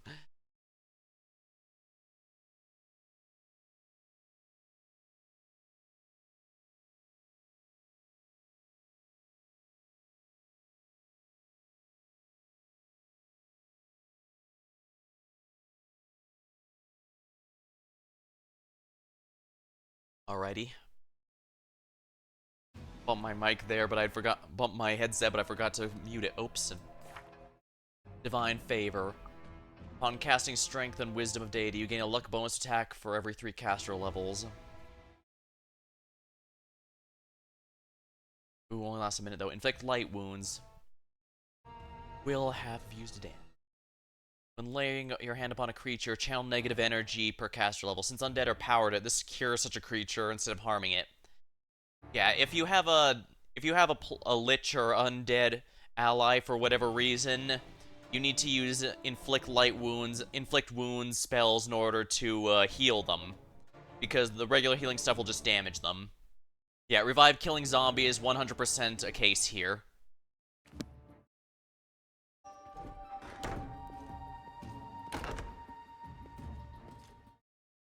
I will grant your request.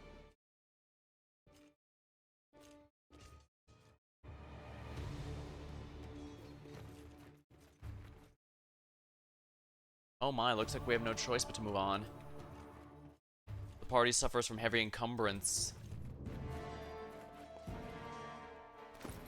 Yeah, I'm gonna have to toss out some of these things. Like, this dagger is not worth anything, so...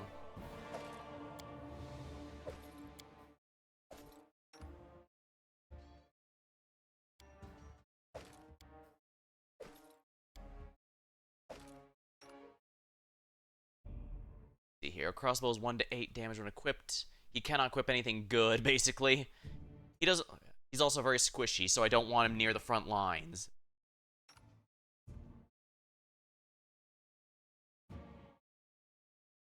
Alright, she cannot equip the long bow, but can equip the short bow.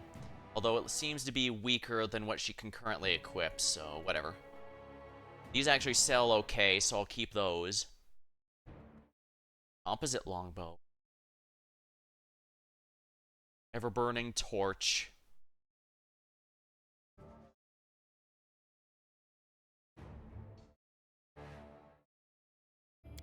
I should probably keep at least 1 dagger to be safe, but I can definitely drop the short bows here.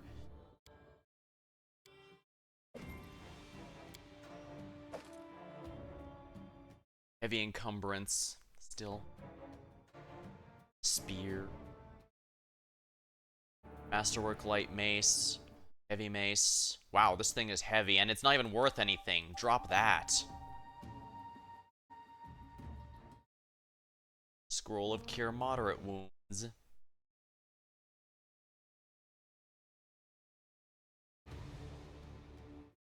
Usable items.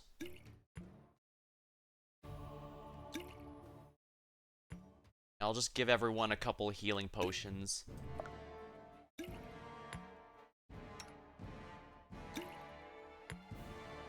Potion of Enlarge Person.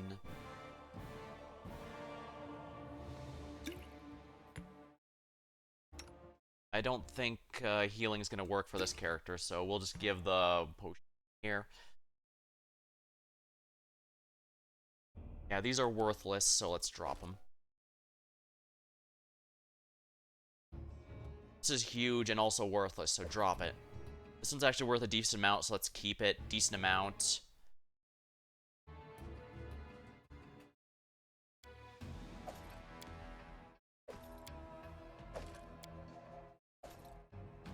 Yeah, I don't know how close we are to exiting here, and if we have some more battles, I do not want to be left behind. All according to plan. I see something. Sable.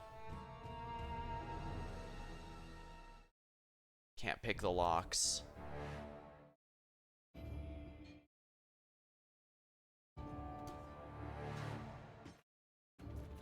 TZ control. It's just not my lucky day. It's just not my lucky day. Applause, please. Excellent. Would you look at that? TZ spots one. Anything else? Time's not waiting. Alright, let's put our... Your desire. Ah, here we are. Anything is possible. I don't tolerate fools. Applause, please. Alright, let's check out this door. Anything in here?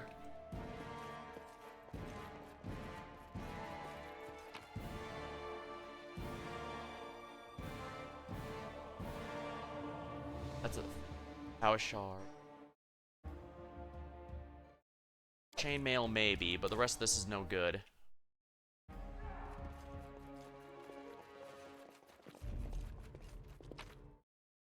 Gold. Carved beads. Yeah, I need to pay closer attention to the encumbrance. In due time. Oh yes, Bless and Shield of Faith. You found a scroll, a single-use item that lets you use the spell that's written on it. For a character to use it, they must have used magic device or be a class that could eventually learn to cast it. For convenience, it's best to place things like these into quick slots. This is a big reason why I like to use magic device. With it, my sorcerer was able to use even divine magic that they're not supposed to be able to learn simply because my magic device was so high. They were pretty much incapable of failing. What are you dallying for? I'm telling you, Jamonte's cache has got to be in here somewhere. Well, hurry it up. Someone's coming. Enemy approaching.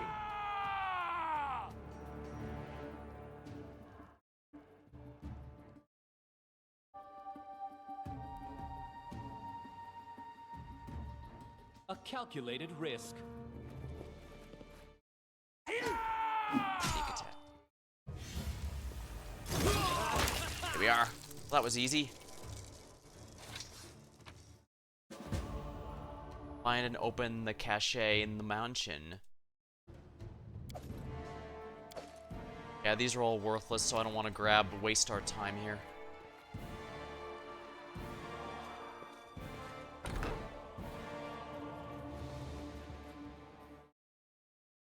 Follow my lead.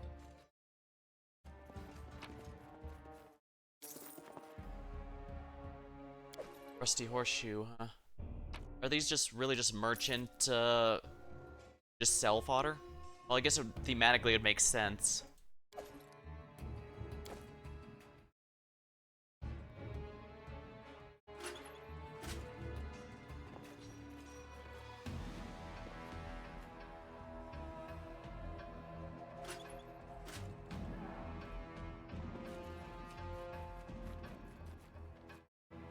Focus on the goal.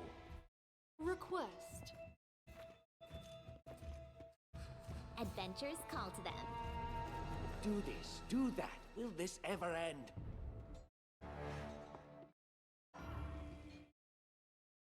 That is not far.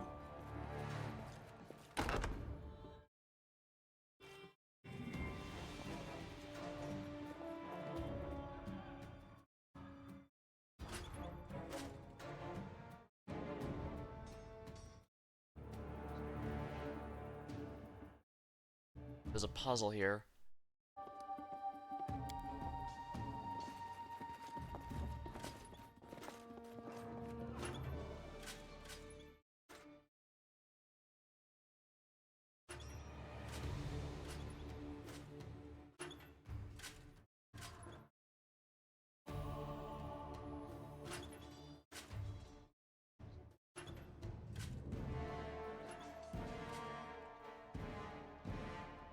That puts all their sword hands up, except for this one.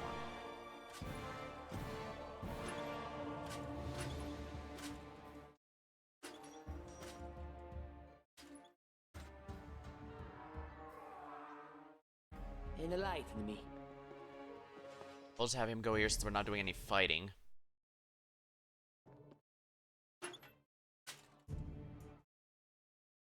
I know what to do.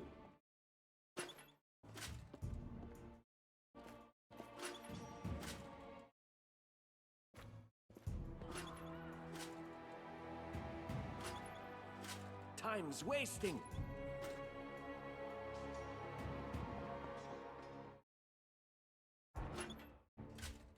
I am prepared.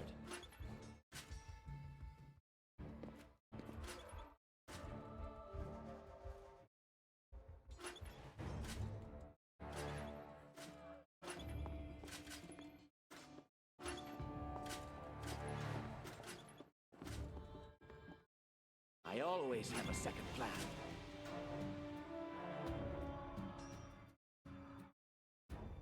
Speak. No mistakes.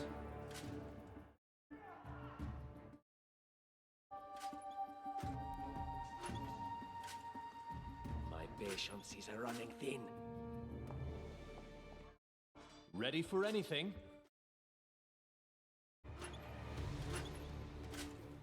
I don't tolerate fools. Time's not waiting.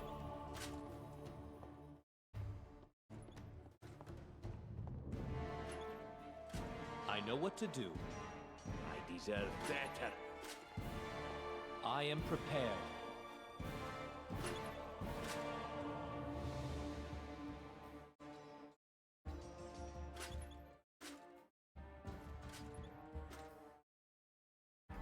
Time's wasting. Focus on the goal. I always have a second plan. My patience is running thin. No mistakes.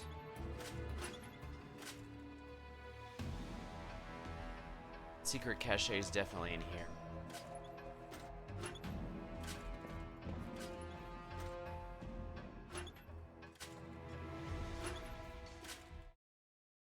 I don't tolerate fools. There we are. We can cross this off our list. I knew I could get it.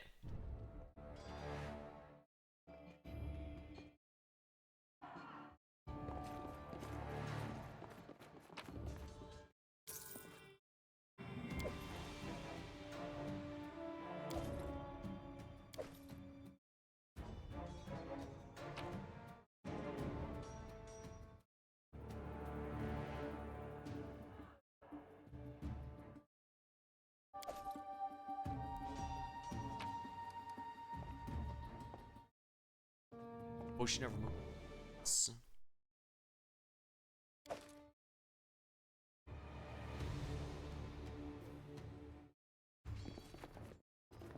Oh, there's a chest here we didn't see. Clever or clever?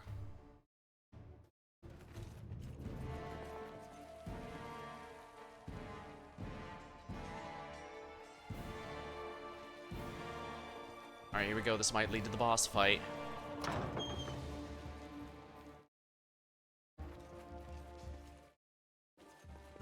In due time. My time has come, oh Rodius, take my soul.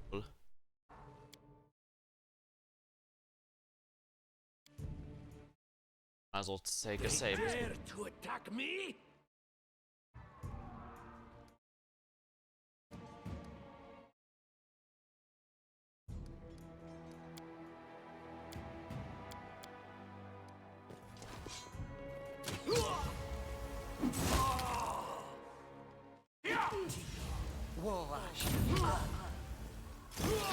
This will hurt. Calm down. Not dead yet. Yeah. Oh wow, that's a lot of dodges. Ah, everything is so much fun with a little fire. The tiefling girl you saw at the What a reception. night, huh? I thought I was all alone. It's good you're here. Bit boring, chasing fool assassins without anyone watching the show. The tiefling girl you saw at the reception before attack stops nearby waves and waves her tail with excitement. It's not fun at all. Many people have died for nothing. I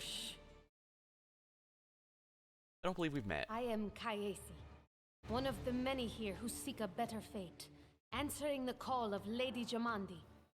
But unlike the others, I never dropped my guard, day or night. It's why I'm still alive. Guess we have that in common then. Come on, there's assassins patrol. On the patrol. We gotta go. I don't know where you're heading, but I'll be at the entrance to the main hall. I think I saw some guards there. Join me there, if you wish. He salutes you and runs ahead nimbly. More corpses on the floor here. It's not easy to wash out blood, you know. Oh, this is it. Soul. Grotus, I can sense your silhouette. Dialogue. Sometimes skills checks are for a course of dialogue. It won't be much longer. For example, when trying to convince a character Soon something. we shall meet, O Lord of Oblivion. The check result will determine how the dialogue goes. The character in the party with the highest bonus to the desired skills you just determine the check Grodius. The god of the end times, sentient and cruel, moonlit, looks down upon the boneyard and waits for the last living soul to die. When Pharasma judges the last soul after the last living body dies in the material plane, Grodius will descend to the boneyard and move on to the material plane to clean up and pack away the dust for another reality. No one really knows what Grodius is going to do once the last soul is judged, but it's generally accepted that it will not be pleasant. What's wrong? I'm dying. I knew this expedition was doomed. Oh, Grotus, my vision darkens. Diplomacy's +9 shows the best character for the action. Diplomacy. That's impossible. He lifts his head. Oh, it seems you might be right. Yeah, good thing we got someone with good negotiation skills on the team, even if they are chaotic evil. This drama queen, indeed. It seems I will live. I suppose I must postpone meeting my god, not for long, I'm sure. But while we remain in this transient world, Aaron is at your service. Excellent, we have another party member. Spell conversion. Druids and clerics can convert their spells simultaneously. A cleric of good alignment doesn't need to prepare healing spells. They can spend almost any prepared spell to cast a cure of the same level. In the same way, a cleric of evil doesn't need to prepare inflict spells. During character creation, clerics of neutral can choose whether the converted ones cure or inflict. A druid can convert almost any spell into nature's ally at the same level. Grotus awaits us. Open character screen. Servant of a dark god. Chaotic neutral. Oh my, that fun alignment. Because you don't know what's gonna come of that. Abandon hope and embrace the inevitable end. That's a speech that Harem's companions must endure every single day. A priest of Grodius, Harem left his dwarven home to spread the word of the end times to the stolen lands. Although if you ask me, he's just a whiner. One of a kind. I've heard that in my alignment. Hello, Emma. Yeah. I've been told that, In D&D, clerics can be practically overpowered. All I know, I can't say it for sure if they are, but I know in Pathfinder they certainly can be after seeing what they're capable of.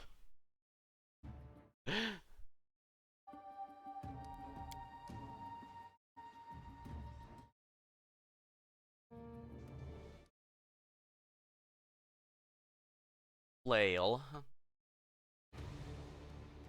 Good perception, good knowledge of religions.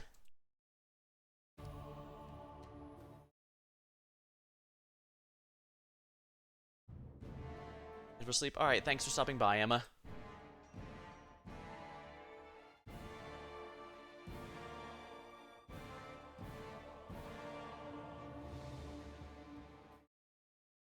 Nice shoulders.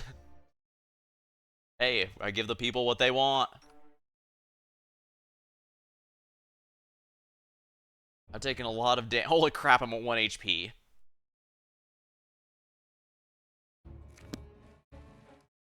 Time's not waiting.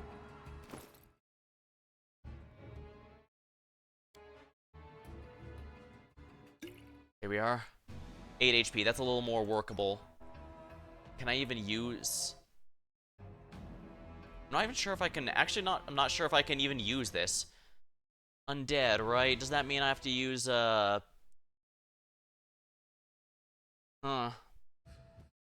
Feel it, Emma. Dang.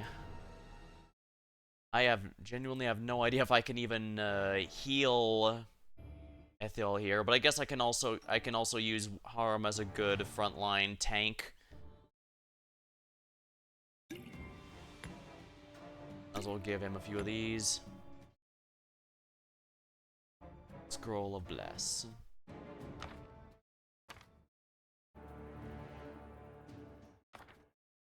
So we'll do this.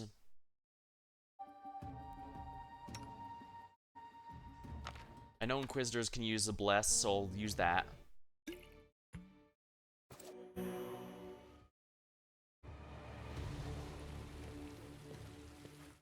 All according to plan. Group formation is half of any victory. The formation system will help you in line of combat. Click this button to select pick one of the standard formations or make one of your own.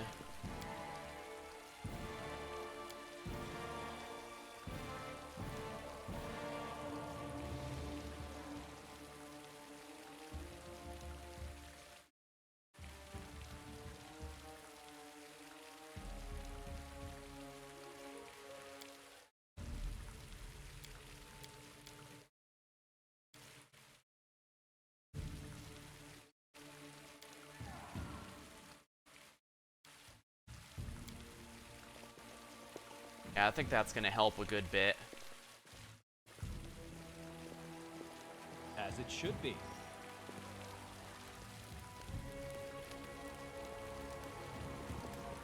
Cards. You, run and get an axe. You, bring more water. You, stay here and hold our defense. Those assassins are still around here somewhere. Stout man's unshaven face is riddled with scars. There's blood on his armor, but he doesn't even seem to notice his wounds as he confidently gives orders to the guards. Aha! Some of our guests survived. Good. You need to get to the banquet hall and help Lady Jamandi. What's going on here? Someone opened the gate, let in a group of assassins in the middle of the night. Now they've set the mansion on fire to cut off access to the hall. They don't want Lady Jamandi to get reinforcements. We cleared the passage so you can get through. Just try to avoid inhaling the smoke. We'll be right behind you. We just need to put out the fire first to save the mansion. Considering Lady Jamandi's fate, I'm not surprised that a whole pack of assassins were unleashed on her, including a giant. But what's at stake? What could anyone hope to gain? Yeah, I mean, even if we assume she dies, they're just gonna... Oh wait, do you need help putting out the fire? No, we'll manage. I've got my best people here, those who still live. Your place is by Lady Aldori's side. It doesn't seem right. What if some of the guards are wounded? We need to help them. And who are you exactly? Keston, House Gares, a fighter in the service of Sword Lord Jamandi Aldori. Right now, I'm in charge of the mansion guards. As you can see, there's a lot to do. Sword. Arrive when Baron Cyrano Aldori. I'm Gares. House Gares is based on the western part of the foothills of the mountains. It's led by Olin Garrus, who is a widower. His adoptive heir is Toval Goka, dwarf and son of the and the dwarves holding. House Garrus had a good relationship with the Goka dwarves until the dwarves all vanished. Members of the house worked with metal to the dwarves' mind. Motto is strong of the mountains. Interesting. If I were a rich and influential lady like Jamandi, I'd also give myself a manly captain of the guard. Or two. I give KSC props, she knows what she likes. Where's the hall? You'll have to run through the fire. We've almost put it out at the entrance, so your main concern should be to not inhale any smoke. Hold your breath and take the first right, then head straight down the hallway. Alright. Fire doesn't frighten me, thanks to hell's blood running in my veins. I'll go ahead and wait for you on the other side. Catch up! She starts off and dashes the fire. May Abadar keep you safe. Abadar, god of cities, law, merchants, and wealth, also called god of walls and ditches. The Eastern Dragon Empire is known to be a patient deity. Maintaining a strong neutral stance in his actions, he sets forth to expand civilization and order for the people of Golarion.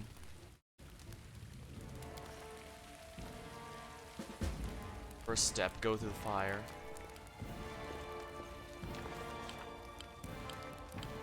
Our adventure started earlier and much more tragic than we'd expected. The whole team who'd gathered in the hall yesterday has been reduced to nothing but a handful of brave souls led by Luce, and not all by that scoundrel Tartuccio, no matter how much he might have imagined that himself.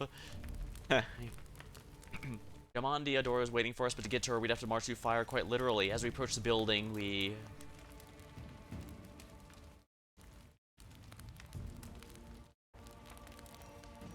Yeah, he said above all else, don't go through the smoke. Some games events play out as illustrated book episodes. The decisions you make can have a drastic impact on the development of the plot. As with dialogues, you often need to make various skill checks. Depending on the circumstances, sometimes you need to choose one of your party members to perform an action, and sometimes the action will automatically be performed with the highest skill bonus. For noses' mouths.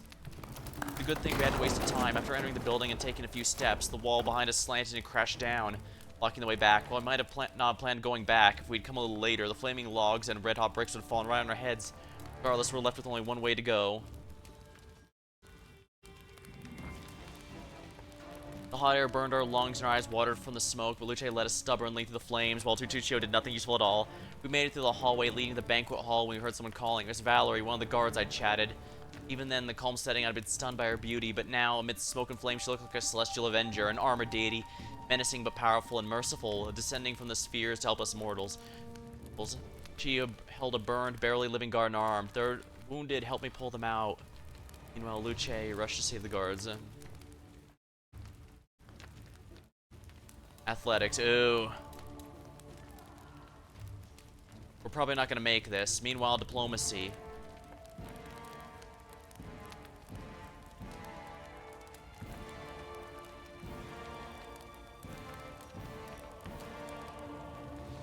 Probably gonna take a lot of damage out of this. Let's do it. I'm gonna be the hero. Failed. Saving the poor fellows was harder than it seemed. We inhaled a lot of smoke and burned ourselves more, only to end the battle to catch our breath. Thank you, that was truly noble. Allow us to help rush. Ensuring the guards we rescued were safe. We made our way to the hall and the battle was already in full swing. Conditions. One of your characters is fatigue. That's just one of the negative conditions that can affect you. To notify which character is under effect, a symbol will appear under their portrait. Find out more, open their character screen. I wrote it like I saw it. Fatigue. A character takes a 2 penalties, strength and dexterity. Doing anything that would normally cause fatigue causes them to become exhausted. After a complete rest, fatigued characters are no longer fatigued. Yeah, that was not worth it, but this does mean we now have a lot more help. In due time. I know what to do. Uncollected loot. When you leave a location, you can review uncollected loot from defeated enemies and decide if you want to take it or leave it. Loot from other sources have to be collected manually. We're gonna have to... You know what? We're not gonna take no risks. Heal up everyone before we go in.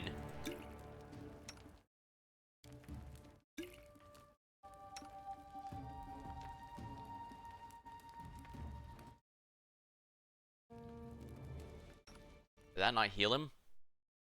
Oh, right, Healed for 2 hit points, yeah. Unfortunately, it does a roll to determine how much you heal from from spells and items. Can I even... Oh, we're all exhausted. Ready for anything. Spell combat permanent. As first level, cast spells and weapons at the same time. This functions like 2-weapon. Shifted to neutral. Fatigue. Character cannot take.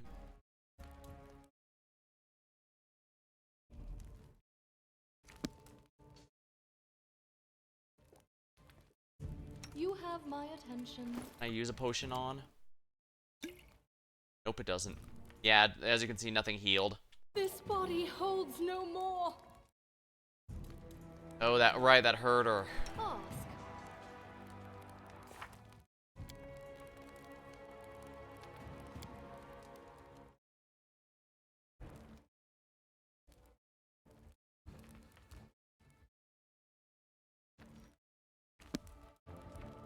That is not far. Trophy's taken. Yeah, that's too... These are way too much.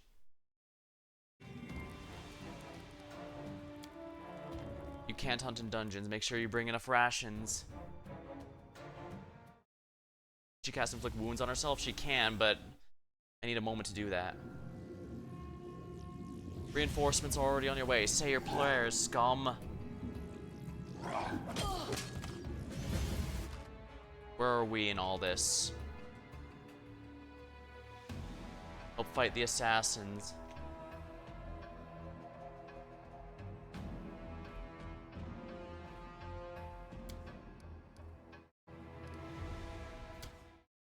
Should probably set this to turn-based for this. Can I do that in here?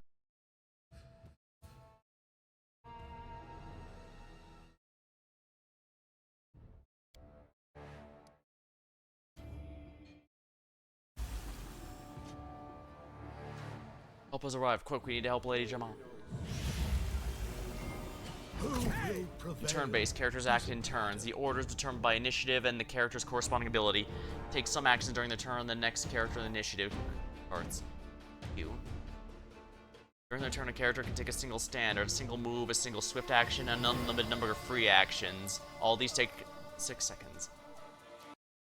Your tokens show up with arrow at the edges if you're off screen. Okay, that's good to know. Full round action. This is a long action which consumes both the standard and move. They can still take swift and free. It can be used to move double distance as well. It can also make a so-called full attack. If a character can make more than one attack round, a full round can make them make all attacks. Some character abilities and spells also consume a full round action. 5-foot step. They can move 5 feet without activating an attack of opportunity. They cannot take both a 5-foot and regular movement in the same round. Hold is to use a 5-foot instead of standard. Hold control to ignore enemies and other objects, and the cursor to select a character.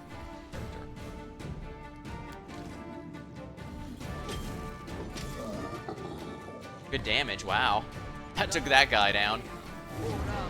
Mirror image. Oh, I hate that he has that. Assassin leader.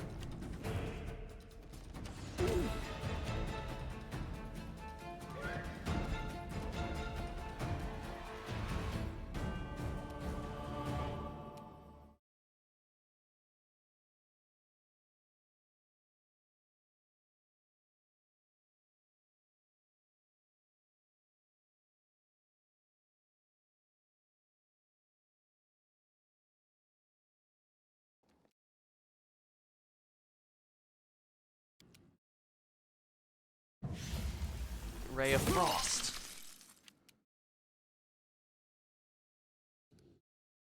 Strike.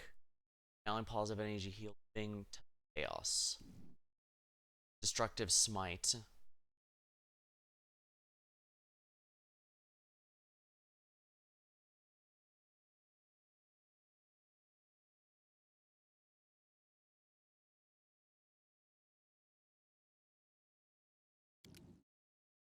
I just had a range.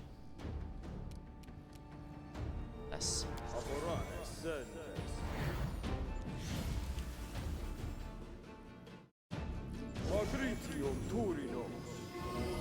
Cure critical wounds.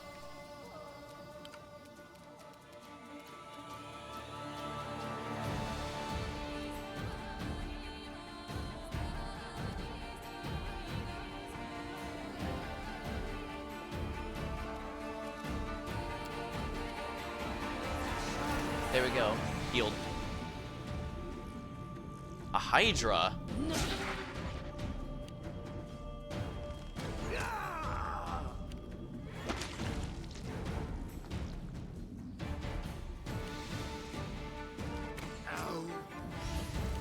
Lift Channeler. Something tells me these channelers need to be taken out right away. These guys are just here to distract us.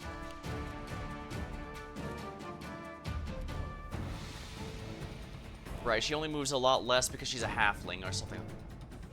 Inspire courage.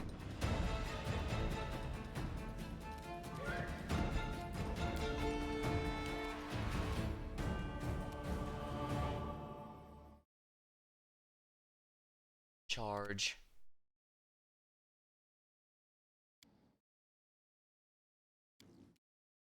Let us strike as one!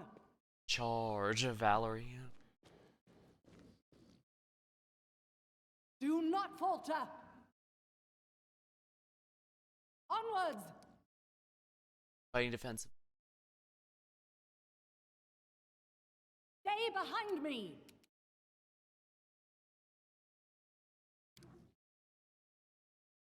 Acrobatics.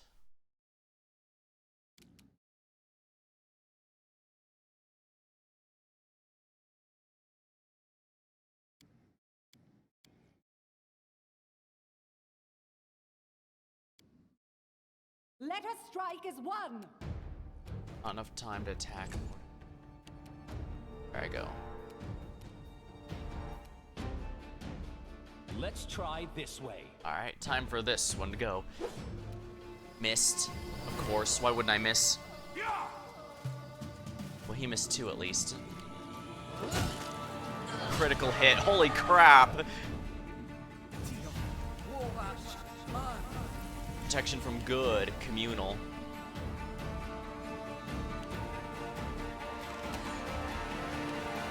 Unfortunately for them, we have a party member that is anything but good.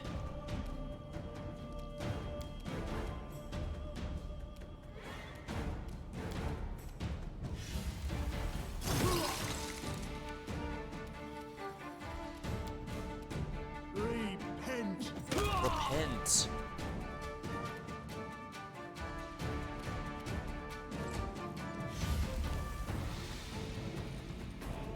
Patriclio Curinos.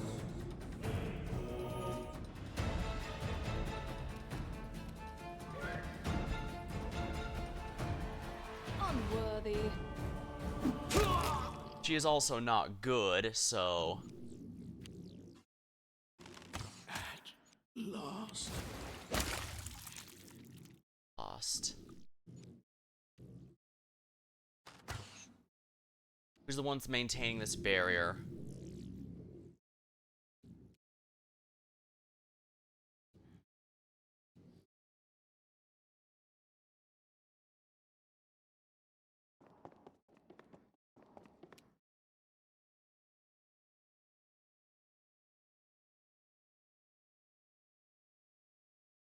Serves you Assassin right. Bowman. Missed. Do not falter! Assassin leader. Mirror image. Let's This take out the should do bowman it. here. Miss.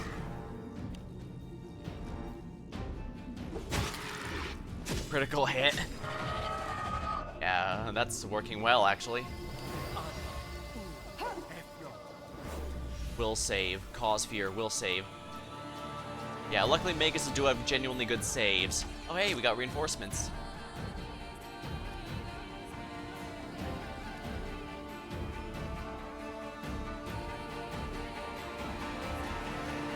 Acid Splash, not affected by spell resistance. Fire small orb, one.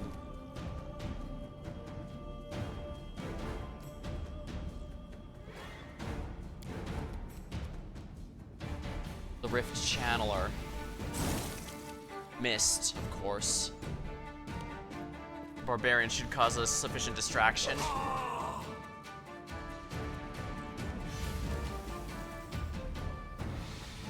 Patriclio Curinos.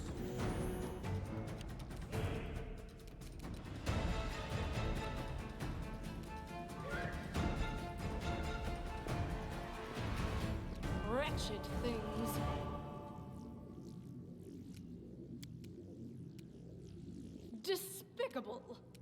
Advance! Judgment, justice. Unworthy.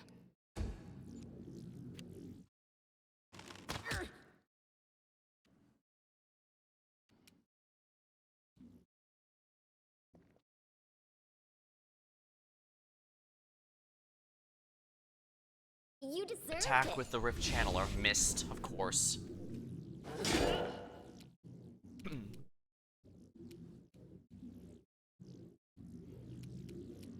Onwards!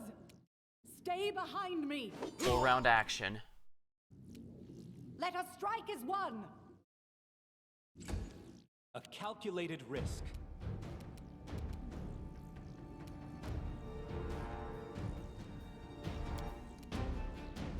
This will hurt. Missed.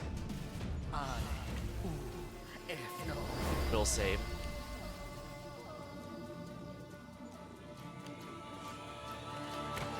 Barbarians, I'm not gonna worry about much, really. Rift Channeler. To me.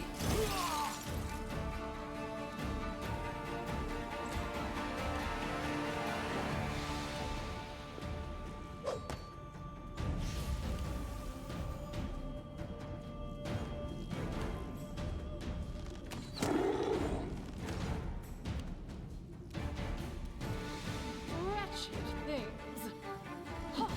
There we go. That's Rift Channeler down. As soon as the other one's down.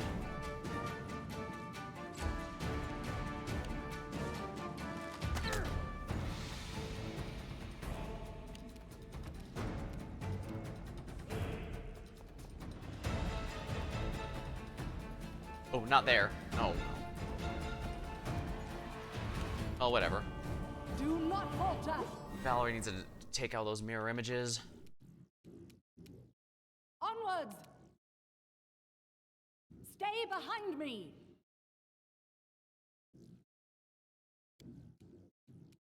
Let us strike as one! Do not falter! Thought I could use a full round attack.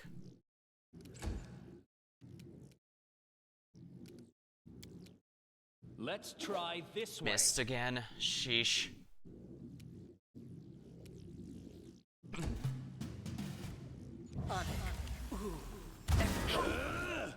Attack of opportunity performed. This won't kill me.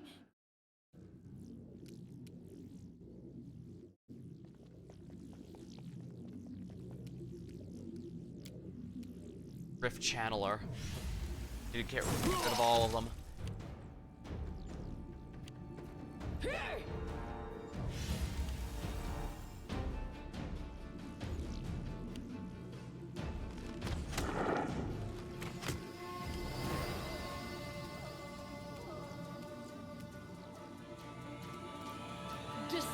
Get rid of this bowman so we can get rid of that problem. Attack of opportunity missed.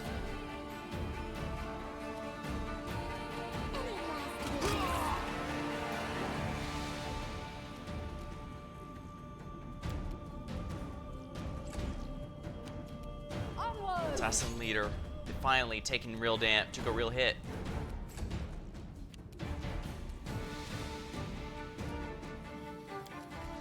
This should do it. There we go.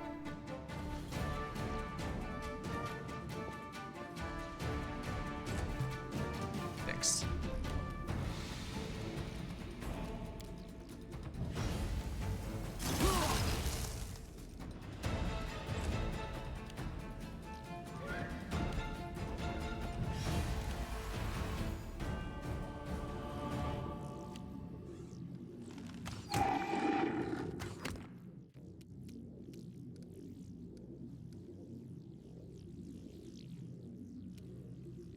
Advance! There we are. Splattered.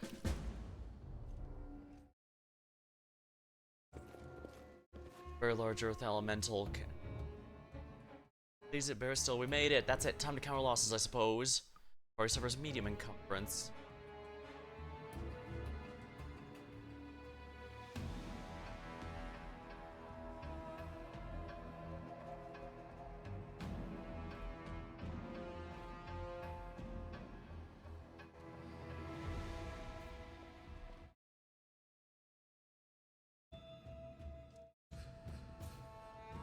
Check nature failed. Assassin inspect failed.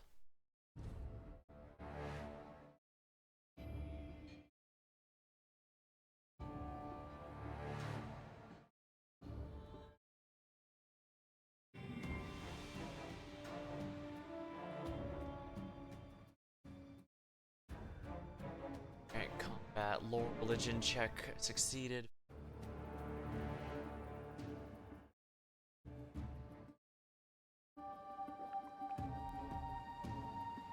Follow my lead. Not even departed, and we already won our first battle. Seems like a good omen, right?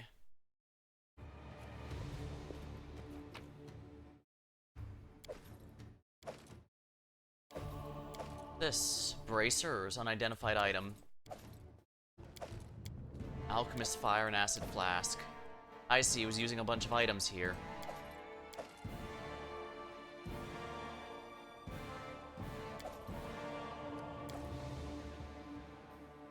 All according to plan.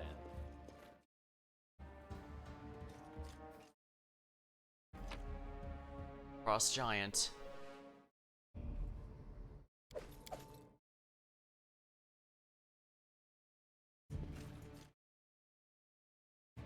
Alright, let's speak with him. Thank you for your valor and bravery. The enemy was strong, but you were stronger, and that means I made the right choice. Just as I thought, there were worthy leaders among you. I'm especially grateful to them for the courage and common sense they showed while defending the mansion. But this attack means we have even less time than I thought. Someone already knows of our plans and is acting against us. You'll begin your expedition immediately. Well, as long as it doesn't involve a giant, sad, and naked lady painting numbers in the sky, I think we're in good shape. Lady Aldori, please, I know who arranged this attack. The vile king of Pitax, Iroveti. What's more, I know who among us works for him. Hey, you! Show everyone the ring you're wearing. You think I wouldn't recognize Iroveti's seal? That's why he wasn't killed. The bandits recognized him as one of their own by this signet ring. Show your hands. What ring? What are you talking about? Pitax. Yeah, I had a feeling I shouldn't equip that no matter how good it was because something was up. Long time a haven for thieves and smugglers. Pitax is a hub for trade. Show your hands. What ring? What are you talking about? Lady Aldori, I saw it with my own eyes. The ring must be in his pocket. Search him and I'm sure... Enough, Tartuccio. I'm still the one giving orders here. We won't be searching anyone. There's definitely a spy among us. But who? All I have is one word against another. I'm afraid you're both under suspicion. Well, I didn't want to bother with a diplomacy check because I don't have diplomacy. They both came to your aid, Lady Jamandi. But a liar's cunning knows no bounds. I've never met these two or their companions. For all I know, they're all conspiring spies. How could you say that? We fought together. We literally went through fire together. And then you vanished into thin air. After you promised you'd wait. My words might be rash. She's obviously embarrassed. I bet my life despises anyone but this man. I saw how he dealt with those creeps with my own eyes. A true warrior. I'd go with him through hell and high water. This purple crook on the... He's got the eyes of a spy. And the mug of a spy. And the clothes of a spy. And the aura of a spy. And the fashion of a spy. Yeah, I think I'm gonna like Amiri. Lady Aldori, don't listen to this thick-headed barbarian. She doesn't know what she's talking about. During the attack, our leader showed his true colors. He forced us to break into the armory and rob it.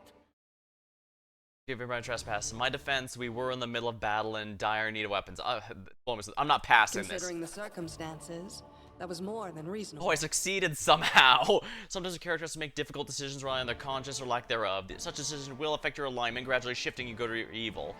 Such dialogues feature special options that are only available certain alignments. That was a sound decision. Sometimes one must act at one's own risk and peril, until crossing the boundaries of what is allowed. Showing initiative is no crime. Alright, so my alignment's not fixed. I can shift it over time. That makes sense. It is insane when faced with death to stop and question whether you may be breaking some law or rule. Even more insane would be to ask forgiveness for making the right decision.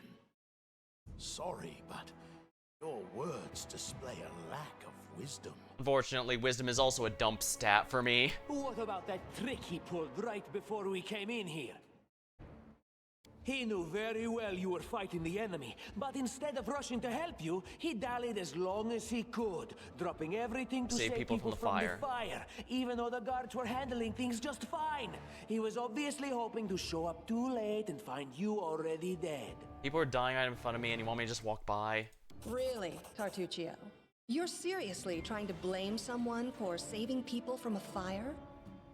May Shellen spare me from ever having to make such a choice, but he behaved decently as a true leader.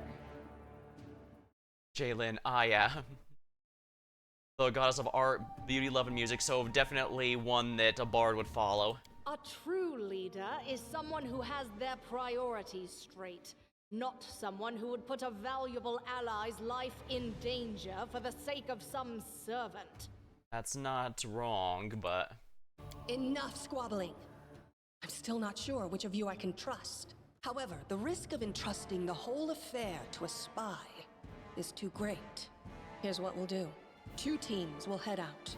That way, I'll know at least one group can be counted on to serve my interests in the stolen lands.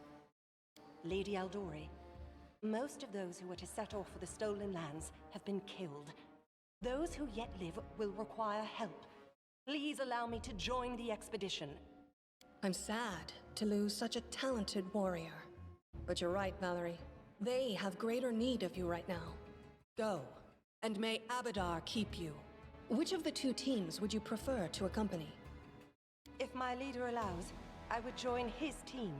He seems a worthy commander in my eyes. You probably chose me specifically because I were pushed to save those folks earlier rather than convincing her about the more mission above all else. Commanders, military leaders, all these laws and rules are but dust and vanity. I suppose I will accompany Tartuccio.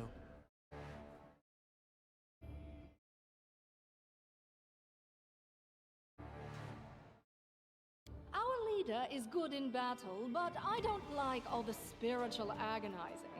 I prefer those who can act without wasting time helping every little pipsqueak. Those like Tartuccio.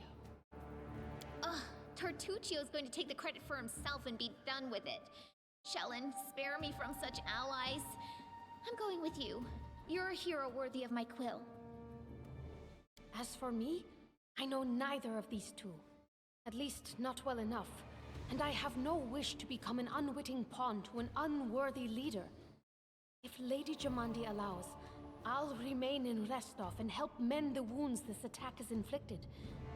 But who knows? The road may bring me to the stolen lands, but not yet. Okay, I get it now. Yeah, if you choose the lawful option, you get the paladin, but if you choose the chaotic option, you get the dwarf. If you choose the to save the if you choose saving the people, you get... No, actually, it seems like the bard should join you no matter what, right? Oh yeah, so if you haven't noticed, the choice you made during the sequence affects the party members you get. Yeah, the only one who might join us no matter what's the bard is what I'm thinking, just because her book is pretty much what everything revolves around. Yeah, okay, so I was on the right track. That's good. Alright, so it wasn't just the final decision at the end, it was everything else. Yeah, I went with neutral good because some stability is nice and all, but you also can't have like a world of stasis. For some, a world of eternal kingdom of stasis sounds like a paradise, but for others that would be boring. That's definitely the case with me. I don't even need to think. I'm coming with this man. As for you, Purple Toad, just wait until we meet along the way. I'll be sure to hang your rotten spy guts from the trees. Honestly, maybe this is for the best. As nice as the undead Elven Inquisitor is, healing an undead is a pain in the ass. Just being able to use potions like everyone else will make this a lot easier. Alright, we have 2 teams. To avoid unnecessary conflict on the road, you'll each take a different route to the Stolen Lands. Tartuccio's team will go through Navacta's Crossing. The garrison commandant will provide him all the help he needs. You will take your team to Oleg Leviton's trading post. He's been complaining about the Stag Lord's bandits for a while now. There, you'll be provided with all the necessary travel supplies. This the trading post. This abandoned border of the southern and found new life recently. Oleg and Savannah, both from Restov, rebuilt into a trading post. This place is now one of the few hospitable shelters for travelers surrounding wilderness. Its crossing is a village at the very southern edge, protected by a wooden palisade wall around it. The southern road runs through the village, and as does the road leading to the newly established settlement of Arhold. This place is home to trappers, anglers, hunters, and tradesmen. The locals are a serious bunch and very suspicious of strangers, especially those from the Stolen Lands. Camping supplies and rations, signed a scroll raised dead. I'd like to believe you, but I know all too well how convincing traitors and spies can be. If you're truly innocent, I hope you can forgive me this precaution. While you're away, Keston will investigate the night's events and learn who in Restov is working for Patox. But you should know that it isn't just Patox we need to worry about. The Royal House of Sertova may also interfere in our plans. I've managed to keep this affair a secret from them so far, but that can't last long. By my estimations, you have no more than 3 months. After that, any feats you accomplish will be pointless. Our Royal House of Sertanova, current ruling family of Bovoy,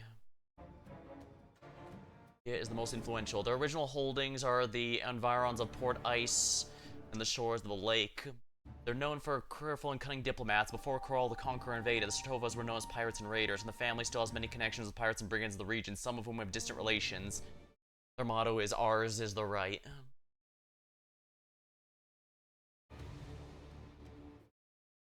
And now, farewell. This battle was but the first ordeal along your path, and you overcame it as true champions of Restov. May the obstacles that follow also fall to your feet. Fear nothing, my friends, and return victorious. I guess I should have... Well, I want to say I should have just thrown away the ring, but I get the sense that he would have tried to sneak a ring into my pocket or something, because, in the party, he'd notice if I just discarded it. Assassinating the assassins. You survived the night attack.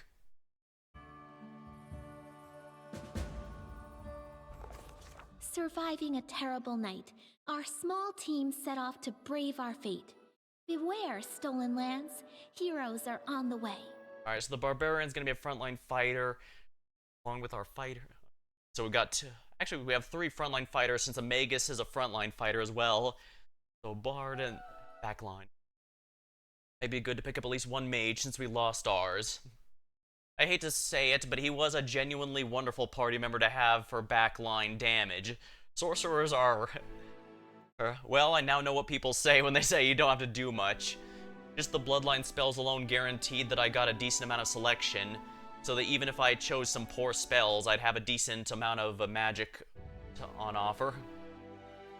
Actually, yeah, Sorcerer really was a good choice for a beginner, I think, since it did give me some meaningful choices, since Sorcerers don't get that many spells to cast in the general sense. But the Bloodline and such that give me spells naturally as I level up meant that even if I chose poorly here and there, I'd still have good stuff that can contribute. Map movement. This is the map of the Stolen Lands and their vicinity. Gnome, Sorcerer, Tartuccio, our leader's rival. Bitter rival. This is the map of the Stolen Lands and their vicinity. To set out, click one of the arrows near your party's token. You can learn the whereabouts. First step. You can learn about the whereabouts about significant locations by talking to characters or happening upon them during a journey. After learning about location, you must find the way yourself. Along the way, random encounters await. You may meet new people. After exiting, you'll not be able to return there.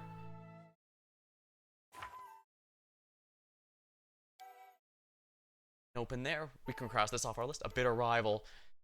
He's wandering somewhere. He's cunning, dangerous, and definitely preparing something nasty. One way or another, we must defeat him. I didn't even check what kind of bloodline he had now that I think about it.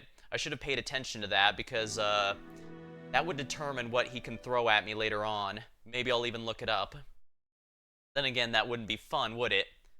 Well, then again, he was in the party and I could have looked it up then. I was just a silly person and did not look.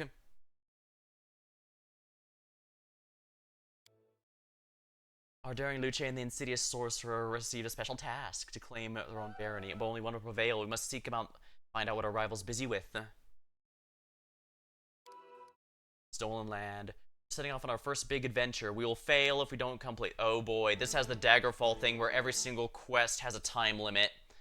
That is moderately a pain, so I should... I get the point of this because they don't want you to just, you know, grind to the level cap and then obliterate the poor bastard with your maximum power, but you can find shelter, get fresh information, bandits, and trading posts of a certain, like Leviton. Let's get there. Jamandi said that we have no more than 3 months to conquer. That sounds like more than enough, but we should be mindful of passing time. Yeah, I don't know the time scale we're going on. Like I mentioned, I played Fallout 1 and 2 before. Technically speaking, both those had a time limit, but by and large, unless you're intentionally taking forever, you'll never reach it. But that's not always the case. And even then, I think technically if you were to buy Fallout 1, for example, right now, I'm pretty sure you'd have a patch version which extends the time limit a decent amount. But Fallout 2 always had a ridiculously massive time limit that you're straight up never going to hit unless you're intentionally trying, so I guess they learned from that lesson in the first game. Because I know like I said, the first game I'm pretty sure had a patch to extend the time limit. I get why they exist. Like I said, I understand they don't want you grinding to the point where it's too easy, but at the same time, part of the fun is, you know, exploring this world and meeting the people there. It's also why I never liked the equivalent of a genocide route in the Fallout games. You can absolutely do them, but it basically means anything that's not combat is no longer relevant to you anymore. All that matters is more fighting, with the drops and stuff having to take the place of quests, and that just loses a lot of variety.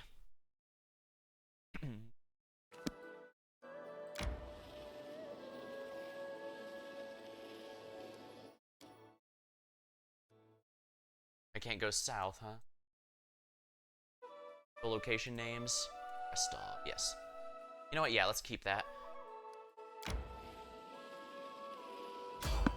Someone's on the road. Get ready. Bonuses of the same type don't usually stack. Can you make an epic pose? I need inspiration. Get ready for battle. This. Nature. I clean. This is where I step in. Serves you right.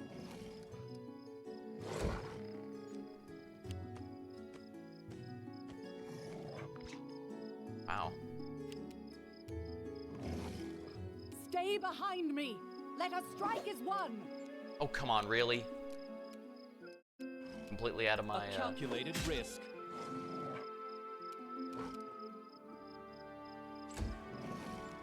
Oh, there's 3 of them. Well, why are they all after me?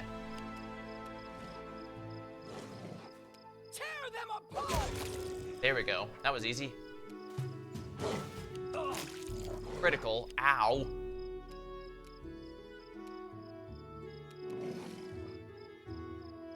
That's a standard action.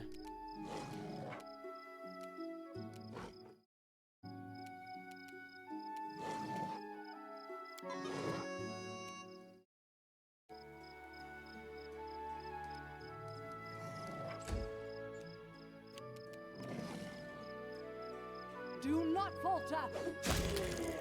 Fair. This will hurt. Here we go. It's high time to set up camp. In camp, all characters will restore lost HP, and those capable of casting spells will replenish them. In camp, you need a special resource, rations. Press R, click rest. The outline will appear under your mouse cursor. Green outline, camp. Set up camp, the bonfire. Resting. Everyone has gathered around. Press the manage to set the resting time, distribute responsibilities. Hunting, successful Get additional rations. Camp camouflage lowers the chance of an enemy attack in the same way a night watch does. Cooking, special dish would be a positive ability. Special ability is their own. Assign one job to one party member. Be careful. That would prevent them from having a proper rest. While resting, your camp may be attacked. After dealing with them, click on the fire to continue. It's usually better to avoid camping in dungeons. In dungeons, you won't be able to hunt, cook, or use it. Moreover, there's a higher chance enemies will attack in such places.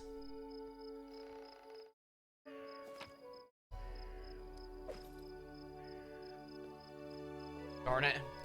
Oh well, at least I have good nature ability.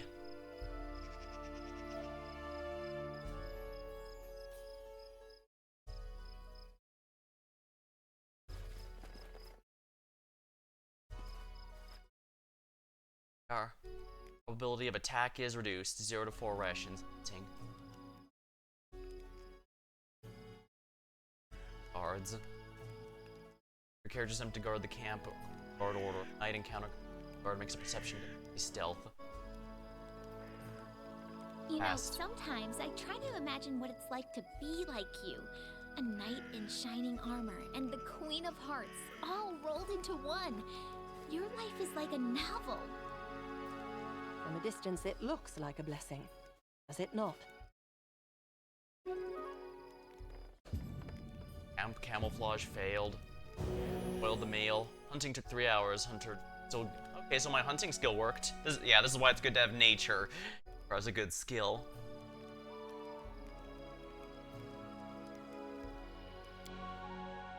Oh well. Worth a try. Game auto saved.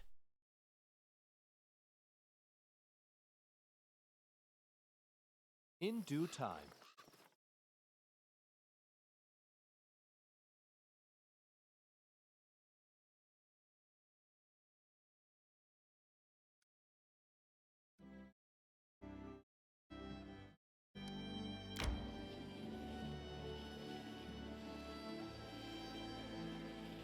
I guess his team went south while mine... Oleg's trading post. Resting would be nice, don't you think? Been tough with casters or archers? Try the charge basic ability.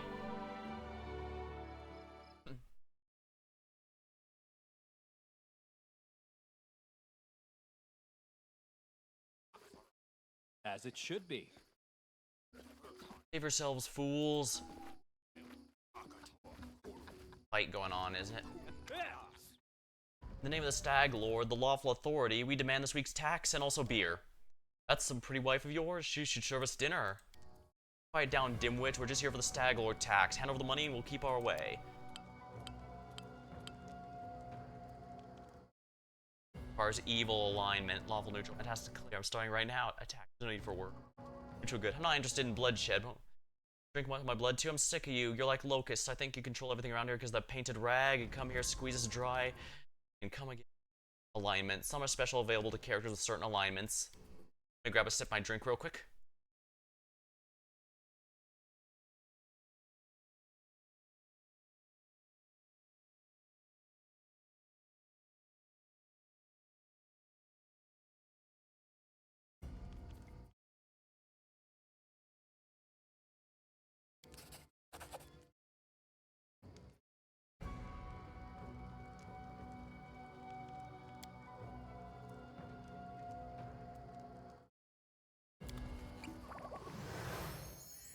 And then our leader charged forwards. Hey, wait for me!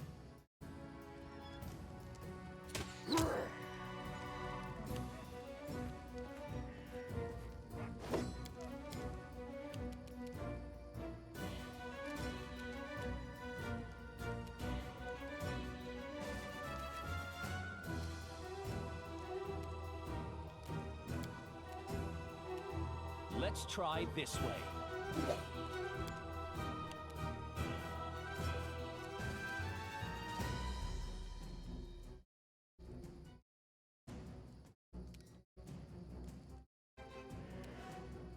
They go down! Onwards! Ha!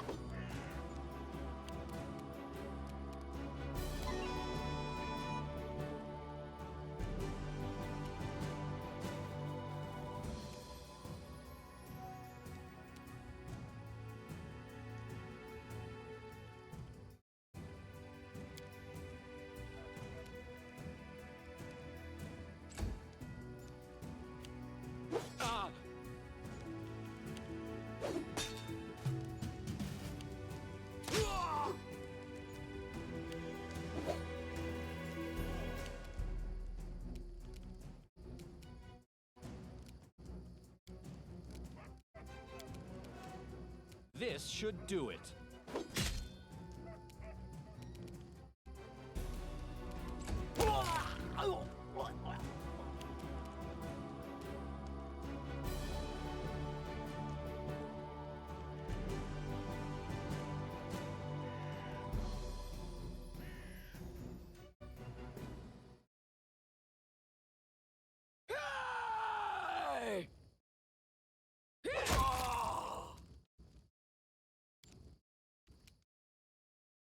Stay behind me! You deserve it.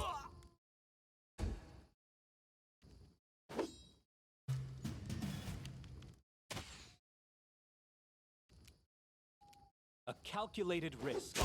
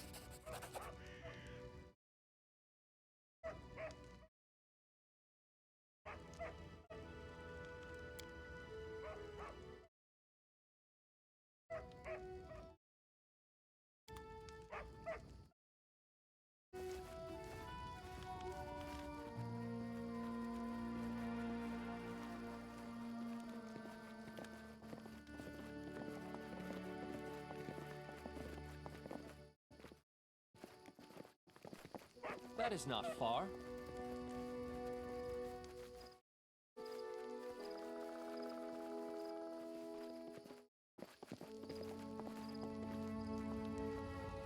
In due time.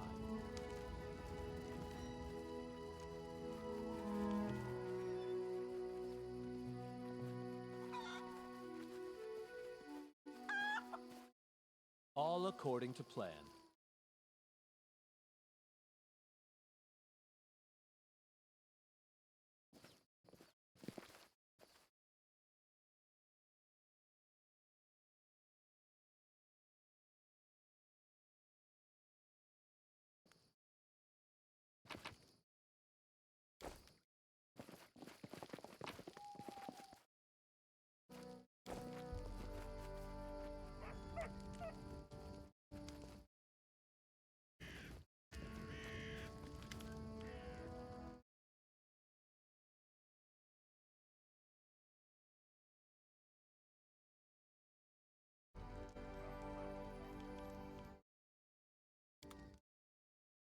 I am prepared.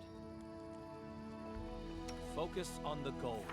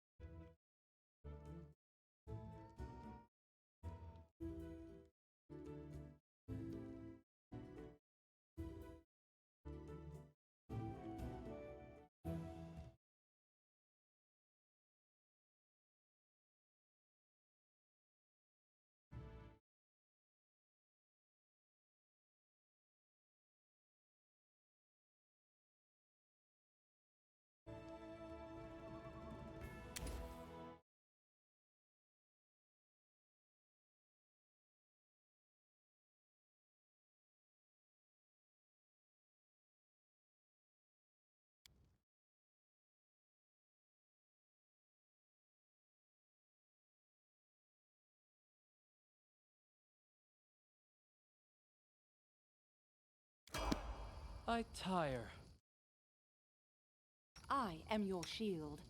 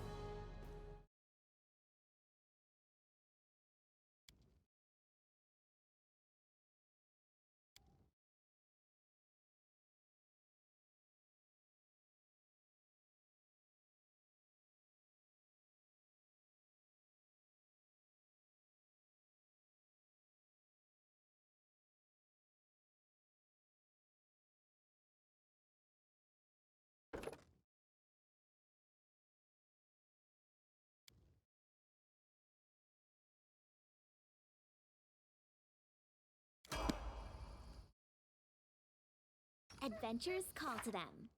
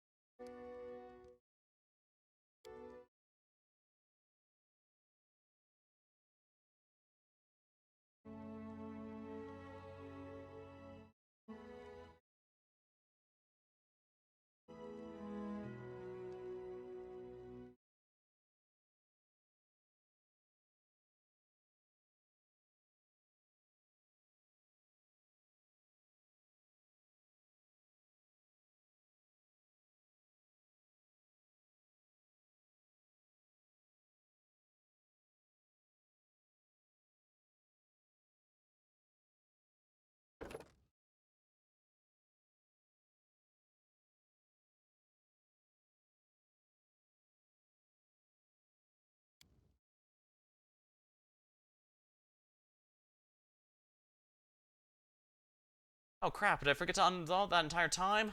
Forget to unmute? Oh balls. Dang, yeah, I missed a lot of deliberation.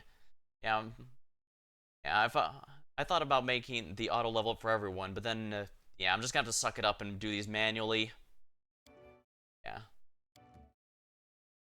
I, Yeah, the sense I'm getting here is I want to focus a lot on these class skills just because of how good they are, but at the very least I want perception as well because perception is just really important. The last thing I want is my team to miss something important, and believe me, I've been playing through this game naturally got me to realize a lot of problems. Unbreakable Heart. Standard target morale bonus. Saving throws against mind-altering, such as negative emotions, or would force them in R. If the target under any, that effect is suppressed for the duration. It does not affect mind-altering. Touch of Gracelessness. Summon monster. Remove fear. Morale against fear effects. Hypnotism, a laughter, haze of dreams. Fill an enemy's head with waking dreams. The terrors found in the dream world. Expeditious retreat, feather step. First retreat. Might not be a bad idea for a halfling to have expeditious retreat, but Unbreakable Heart feels extremely good. Mind-altering effects, if they're under it, suppresses the duration. I think this might be really worthwhile. Although I suppose that could also be used for, then again, I don't really use magic as much. So, you know what? Let's go. Looks like might not be a bad idea to shape her into a healer. Combat maneuver. There we are. Resting would be nice, don't you think? What you want? Level up. Barbarian. True neutral. Uncanny dodge. Skills.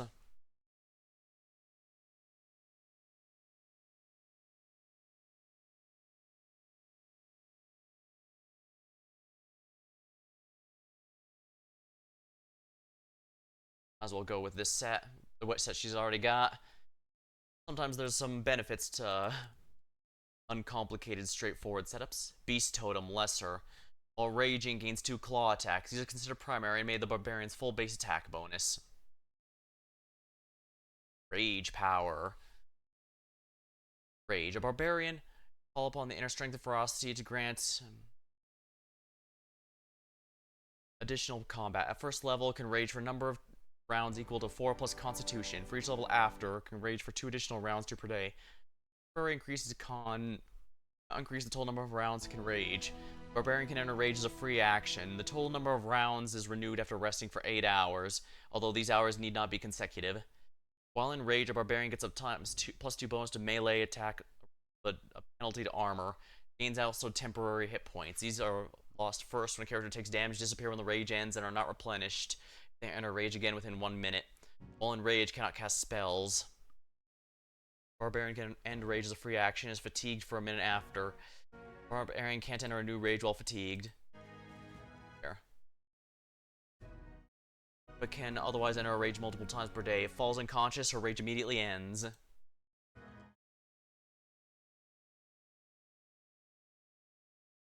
Totem rage powers grant powers. Beast Totem here again. Lesser, Barbarian level 6. While raging, gains additional natural armor bonus. This increases by 1 for every 4 levels. Totem powers greater. While raging, Barbarian gains Pounce, allowing make a full attack at the end of the charge. In addition, Claw increases up, and the claws deal ×3 on critical. Totem rage powers grant powers related to a theme. A barbarian cannot select from more than one group of a totem rage power. For example, selects Beast Totem Rage, cannot later choose to gain any of the Dragon Totem Rage powers. Rage power with Dragon Totem in the title. Lethal Stance, Focus Strikes, Competence, Thrown Attacks. This bonus can increase every 4. Stance is Rage power. Thrown Stance, 1 attack but -1 penalty AC. Swift Foot, 10-foot enhancement bonus. Claw attack might not be half bad. Strength modifier. The strength modifier +3. Oh my. So that's a minimum of 4, maximum. From what I'm understanding, the Beast Totem is a genuinely powerful one, especially for greater Beast Totem. Because the Pounce ability followed by a full attack is absolutely insane. I don't have to know the full details to know why that's so preferred. Only thing is, this one can be get it now, so all I'd get out of it.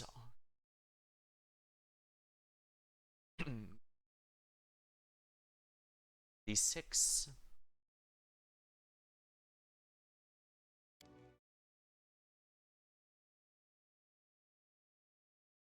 Melee attacks +5, base attack plus strength modifier and size modifier. I think that's a good one, honestly. Danger sense plus reflex to avoid traps and dodge bonus AC. Increase every level. Cool. Uncanny dodge. Character would react to danger. Oh yeah, she has Ultra Instinct. She cannot be caught flat-footed nor lose dexterity if the attacker is invisible. Loses if immobilized. Character with this ability loses...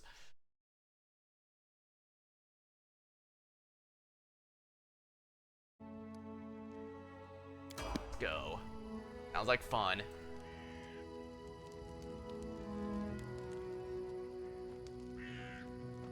Time's not waiting. Spell strike.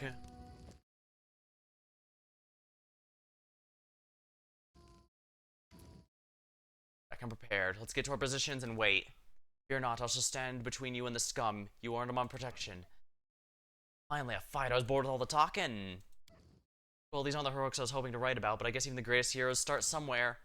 I see you're not easily cowed. Beg you, be careful and don't let Elig do anything too risky. Sylvana, go inside. We're gonna meet our guests. Time passed, 6 hours.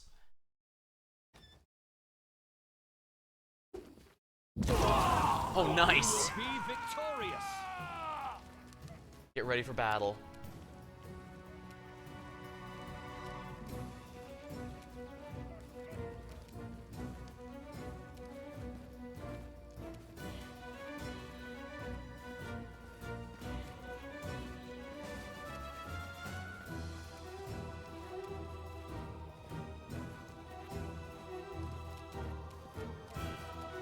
This will hurt.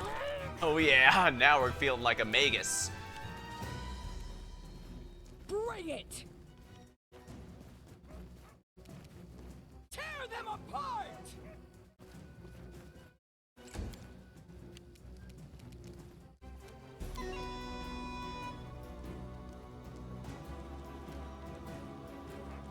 Five foot. Nice.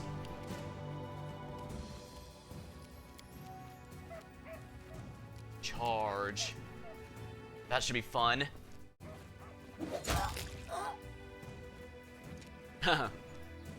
They have some reinforcements, but I'm afraid their front line's already gone.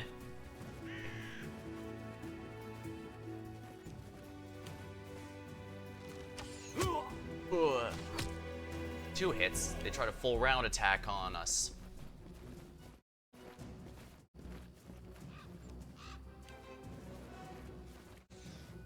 Missed.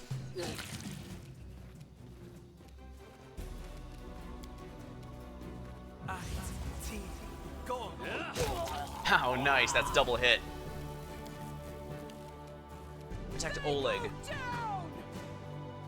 Hey, buddy. Watch your flank.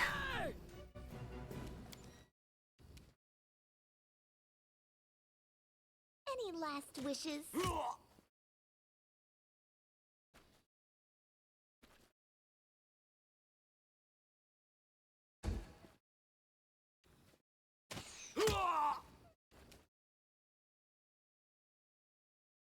Let us strike as one! Darn it. Missed pretty hard. Oh, attack of opportunity.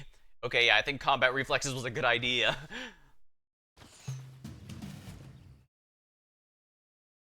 Let's try this way.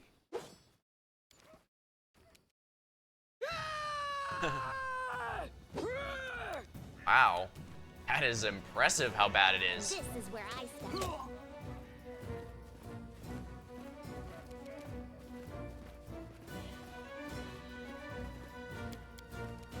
Actions left turn.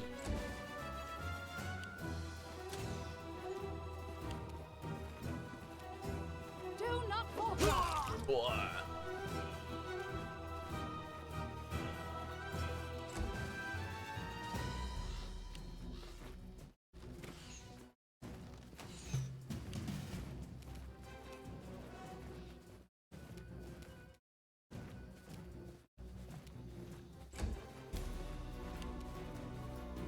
Bring it!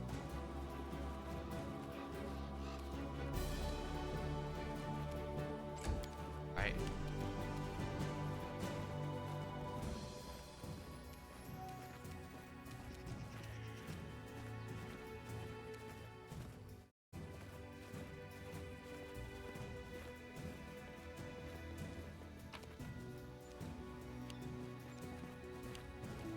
Why not?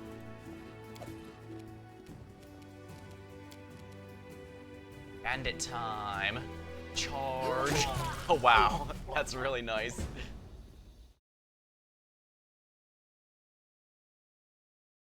Follow my lead.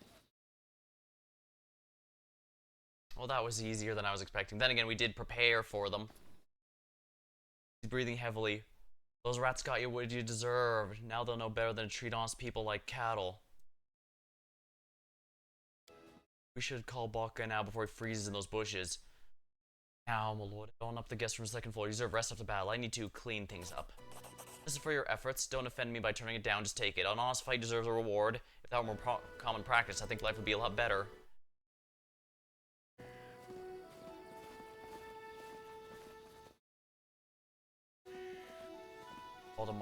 Talk tomorrow. I still need to clean up this mess. Getting rid of all this blood will take forever. In due time.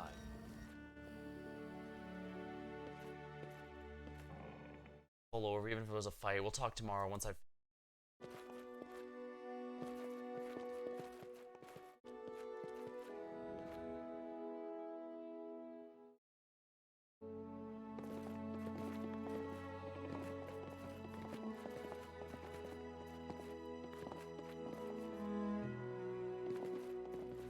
Can't tell if this counts as public stuff or not.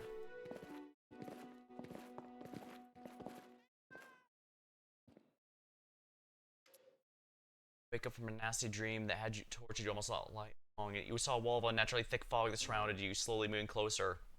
Look out the window and you find the fog's not a figment of your imagination, not a dream. Hear me. Please hear me. Can you hear me? Guardian of the Bloom, Please. A half-transparent outline of a nymph appears before you. Even this ghostly form, it's clear she's exhausted. Her shoulders are slouched and her large blue eyes burn within her pale face.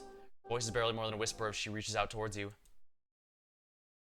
It seems that only you can hear or see her.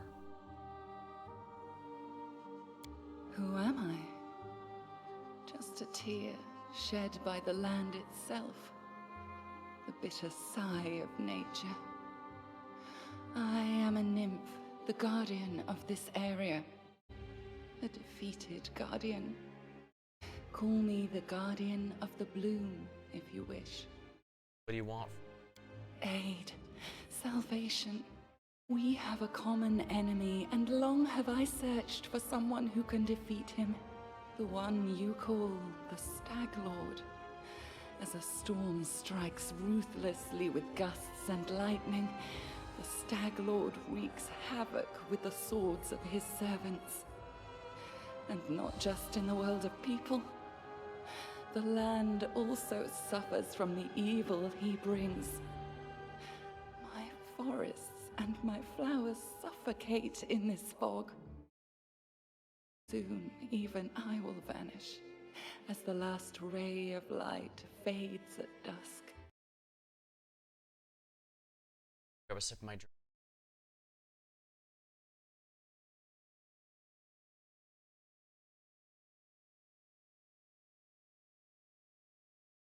Alright, this time I made sure that I turned the mic back on. I don't know for how long I was muted. That's awful.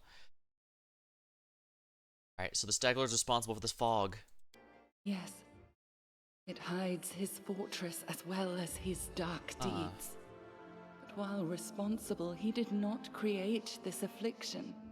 It is the work of a powerful druid who has betrayed even himself.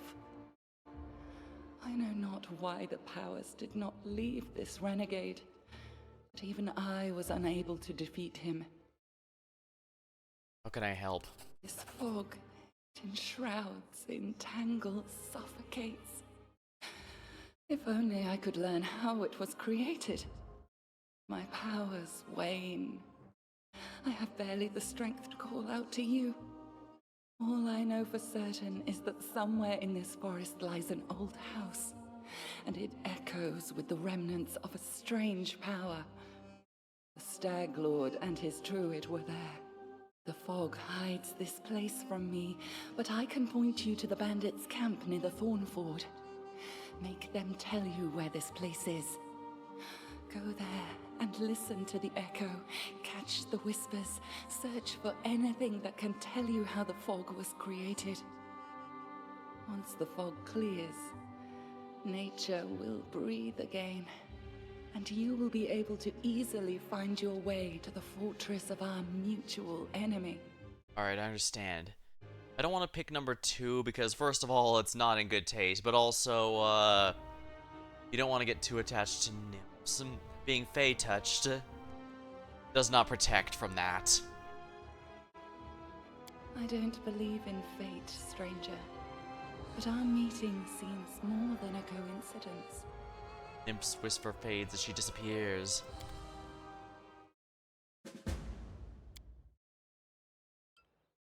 Safe location. There are no threats in this location. It's a sort of headquarters where you can prepare your party for new expeditions. In such locations, your companions don't follow you and will go about their business. You can speak with them to get to know them better.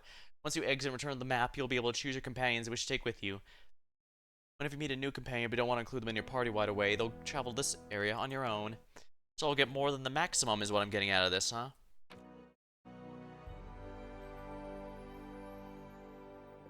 Right, I should probably sell some of the gear.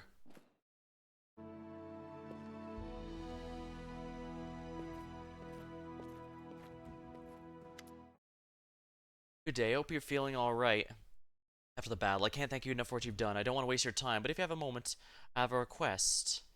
What do you wish to ask of me?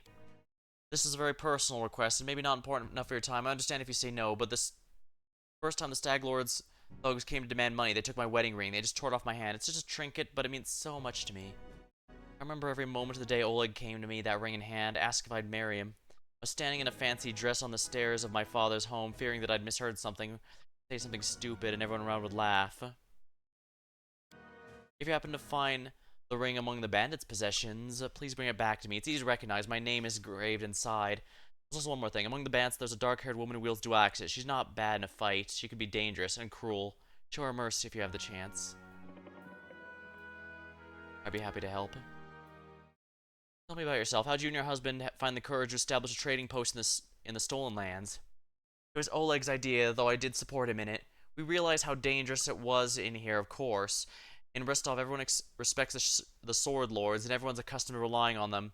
He even mentioned someone like Lady Jamandi would be enough to fend off a street thug or other trouble. May even work in some places here, but not with the Stag Lord's men.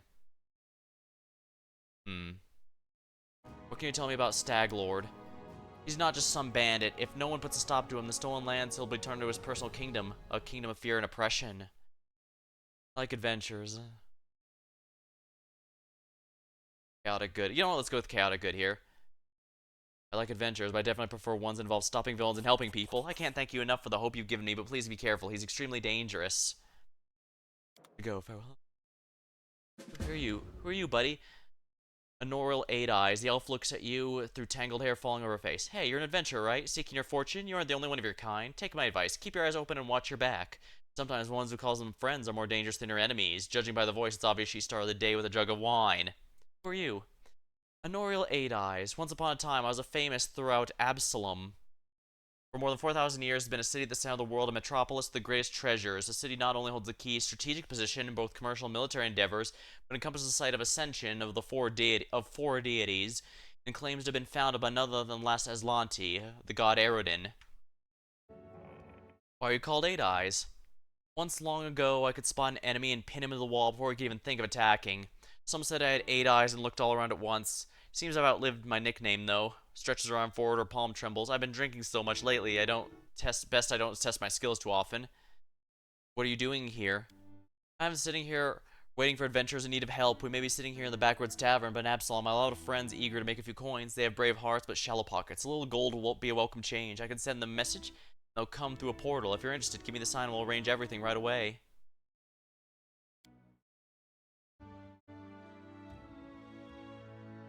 I'd like to use the tutor services.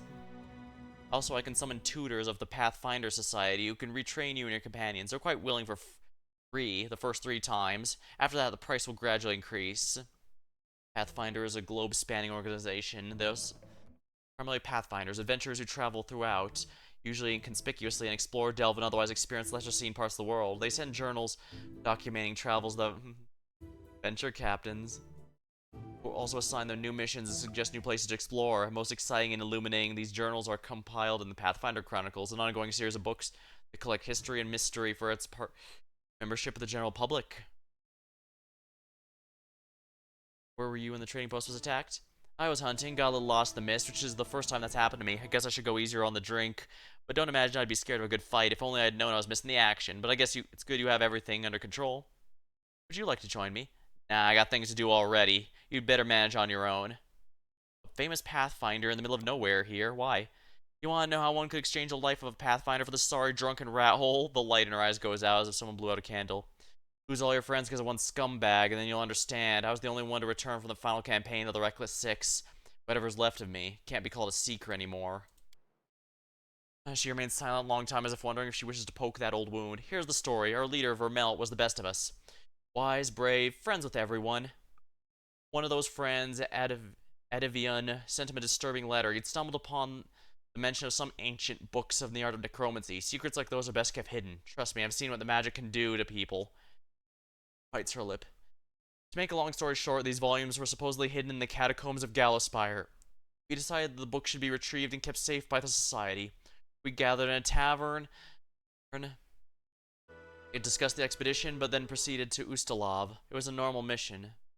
Society? Oh yeah. It was a normal mission, quick and quiet recovery, but everything turned out to be much more complicated. We barely made it through the Witchgate Forest. All those terrible living trees, undead druids and their arches of bone. It was a miracle we made it out of there. Ustalav, the immortal principality, is a fog-shrouded nation of horrors. We'd chosen Wren Church to stop at. It was marked on Vermelt's map as a safe enough haven to lick our to hole up in and lick wounds. How I wish that could have been true. Vermelt was the first to perish. He was attacked by one of the monsters hiding in the stables. It tossed him about like a feather and threw him down the ancient well. His shout echoes for a long time. I didn't hear the sound of him landing, and then... Note that it specifically says we didn't hear the landing. It's possible we might run into him later. Enough, I shouldn't have gotten into this. Who am I to bring up others' feelings with all my chatter? Better forget about it for now. Maybe I'll tell you more some other time, but some other day.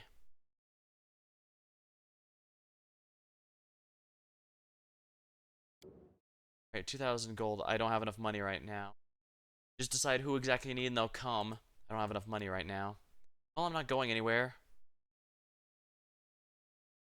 Story? Silently. Or something else.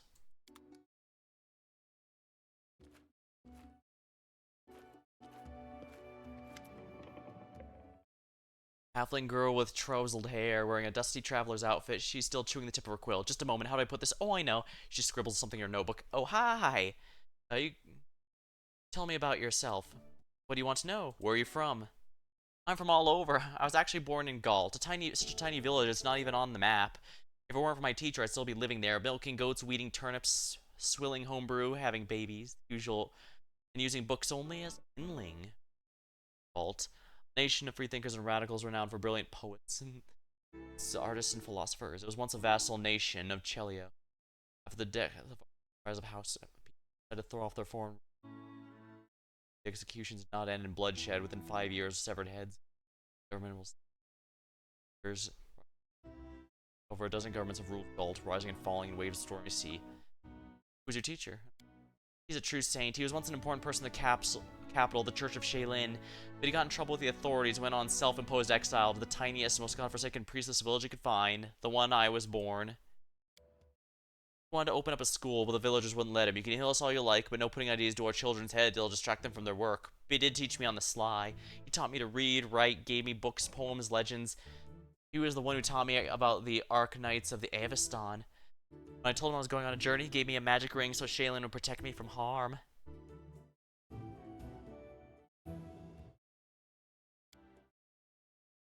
I haven't seen him since I ran away from home, but I hope he's alright. Ask Shaylin to give him a long life and new students. The Arknights? Who are they? Oh, you haven't heard of them? How can you be a hero without knowing the most epic stories in the history of stories? No, I won't spoil anything. You should read about them yourself. Every single chapter. Their adventures gave me the idea of going on this heroic quest and writing about it to begin with. Oh, here I am, here on a heroic quest. How'd you become a bard? When I realized there was nothing for me at home besides more radish patches, I decided to run away. A traveling book peddler, Tessie the Quill, happened to cross our village. Well, I stuck to her like a burr and wouldn't let go until she agreed to take me as an apprentice. We traveled everywhere, Brevoy, Talador, even Ostalov. Then I found myself in the Grand Academy of Grand Arts in Pitax. I thought, well, I love reading stories. Surely I'd like to learn to write them. I enrolled my first try, and they even gave me a scholarship. And they expelled me, but that's okay. They'd already taught me all the important stuff. With Shaylin's help, I can now manage on my own. Do you worship Shaylin? Yes, not to offend the other gods, but she's the most important of them all. The other ones guard the world as it is, but only the eternal Rose, the goddess of beauty, calls us to the world as it should be. Why are your clothes so messy? Oh, she waves her hand carelessly. Oh, forget it. I can't waste money on looks. I'd rather buy books. In 100 years, when people are reading my works, they aren't gonna ask whether the artist had holes in their sleeves. You're from Pitax, right? Tell me about it. Pitax, even though I love it, even though they kicked me out. Joyful place. What's it like? Actually, it's always one of the huge nests of thieves. Bandits, river pirates, it's always been home to the likes of them. But that was before Irovetti became king. With him, a whole different life began there. Irovetti always wanted to make history, and not as another bandit with a crown, though that's exactly what he is. He wanted to be glorified through centuries of great patron of the arts, so he built the Academy of Grand Arts and spent gold to assemble the best artists, poets, musicians. Of course, the very best ones refused to go, but he got what he wanted in a way. If Pitax was just a booze barn for thieves, now it's a cabaret. What do you know of the king? He won his crown in a game of cards, which says about as much about Pitax as it does about him. He's fiendishly clever. Some cheats I know told me from the moment he appeared he started pulling off schedules that old city masters just scratched their heads. Such schemes, not schedules. With him in charge, gold flooded in, and also he's incredibly unimaginary, decadent, and conceited. Getting drunk with whores the pub, and that's not Lord Irovetti's style. Oh no, he aims higher, dressing up like Callistra. Male Callistra with a golden codpiece, holding a 3-week orgy, dancing on the rooftops, parades, public executions, and contests with the best ode to the unrivaled king. Now that's more like it for him. He also likes singing. He orders his guards to make citizens gather for shows. May Shaylin have mercy on those listeners. Tell me about the academy you studied at. Oh, jokes aside, I'm thankful to him for building it, but he has no taste at all whatsoever. He likes his art loud, bright, grandiose, and most importantly, glorifying himself. He was kicked out of the charcoal. He kicked out our best charcoal artist because he didn't wish to spend money on gray scribbles. He sacked a masterful flute player for playing too quietly. Instead, ordered them to open a kettle drum class. He even ordered the academy to expel me, and for what? An innocent limerick. While not as popular as some of the great bardic schools, it still manages to attract some students seeking greater specialization. Would you like to go back and finish studies? I'd like to return, but on one condition. If they threw out 3/4 of the professors who teach there and return the ones they banish. If you ask me, I'm proud to have been expelled. If my art was to his liking, then I would have had reason to be ashamed. What about the book you're writing? What's there to tell? You've seen some of my rough drafts, haven't you? It's a book about you and your adventures, writing the whole truth as it happened. Well, the artistic, you know, glory. No glory, no story. Why are you writing it? What's the point of that? When I was out of the academy, Eobald the Insightful began his literature course with the question, what is a person? And he answered, a person is a storytelling animal. Our world does not consist of things, all these woods, seas, cities. Consists of stories about those things, the stories we tell ourselves and to each other. But think about it, centuries will pass, there'll be no me and no you, all your subjects will be long gone. You and I will live on in these memories and influence in our deeds this very day. Book's full of pretty inconsistencies. Well, yes, I admit that. Someone has to bend a few details for the sake of dramatic effect. It's called poetic truth. I can write about everything as if with my own eyes, even parts of the adventure I wasn't around for. But I do carefully question everyone who was with you at the time. Think of it as a general picture. At the end, you're the hero of the book and I'm the storyteller. What kind of character am I? Truth be told, I was a little afraid of meeting a real hero. In the books, they're all protectors of the weak and poor, but what about real life? You eased my fears with 2 shakes of a tail. You're a true hero like in the legends. My new fear is that, as in 100 years, readers will say that people like you never even existed. But I'm telling the truth here. How do you feel about me reading your works in progress? Well, these are only details, but you're welcome to read them. Just keep in mind that if you don't like what I wrote about, I won't change it, so don't even ask. Of course, it's about you. It's about my book. Understood? As long as you tell the truth, I've no right. Whatever you wish. I doubt you'd defame me, or for that matter, overpraise. I have no interest in censorship. Stories about me is welcome as long as they're interesting. Of course, I have rather have a say. Of course, well, but you know what happens when writers displease their rulers. Doubt you defame me, or for that matter, overpraise. Oh, thank you for your trust. I'll not set out to please you, but I still hope you like my book as much as I know the readers. Your language isn't that good. Well, the truth doesn't hurt me. What do you think my most severe critic is? That's right, it's me. This is my first real book. I have much to learn, but don't worry. I'll do your feats justice, and if I have to put my foot in my mouth, well, we can print a second edition, revised and corrected. What's the deal about your friendship with Tessie the Quill? Let's just say the books woke my urge to travel, but it was only thanks to Tessie I managed to get out of my village. At first, Tessie tried in vain to get rid of me, but later when I told her I was staying, she even shed a tear. I wonder where she is now. What's with the ring you wear? Ah, this. It was a gift to me from my first teacher. It's magical, imbued by the powers of Shaylin. When I get myself in trouble, it transports me to a safe spot. So don't be angry if I suddenly disappear from a fight. I'll wait for you here. Promise? Oh, wait a minute. I can tell her to leave and not return? Just don't leave without me. Of course, I could just write whatever you tell me, but if I wanted to stay cooped up in a dusty room, I'd sleep through lectures of the academy. Isn't that a mood? Oh, yeah, I was told you can add your own custom party members to here if you prefer them over the character ones, but I want to use the learn about the characters here.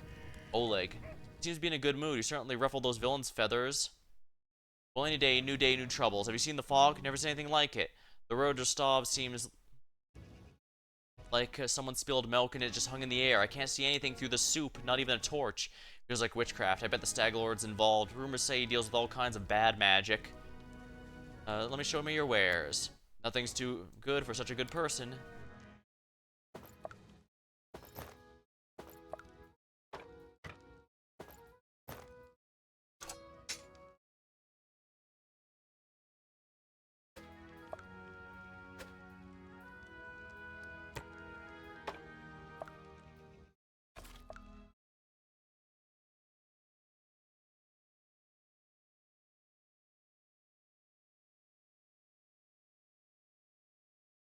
Other.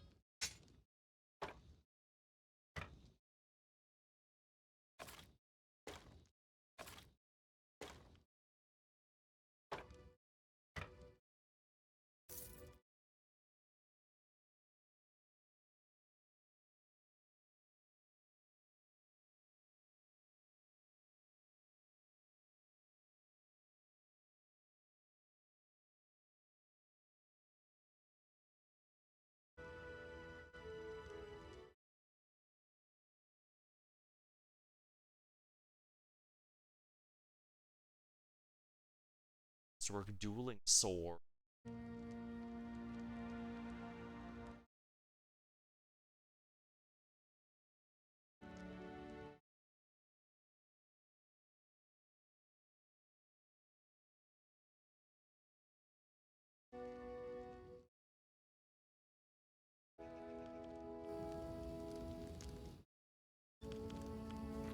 Okay. You frowned as he examines the sleeves. Without turning it, he said, "Want some potions? Well, show me what you have."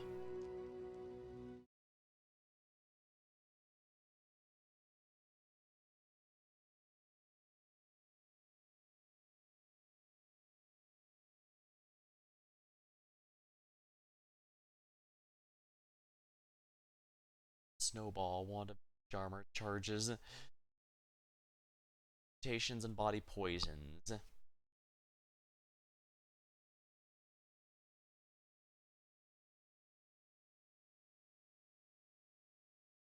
Less enlightened as the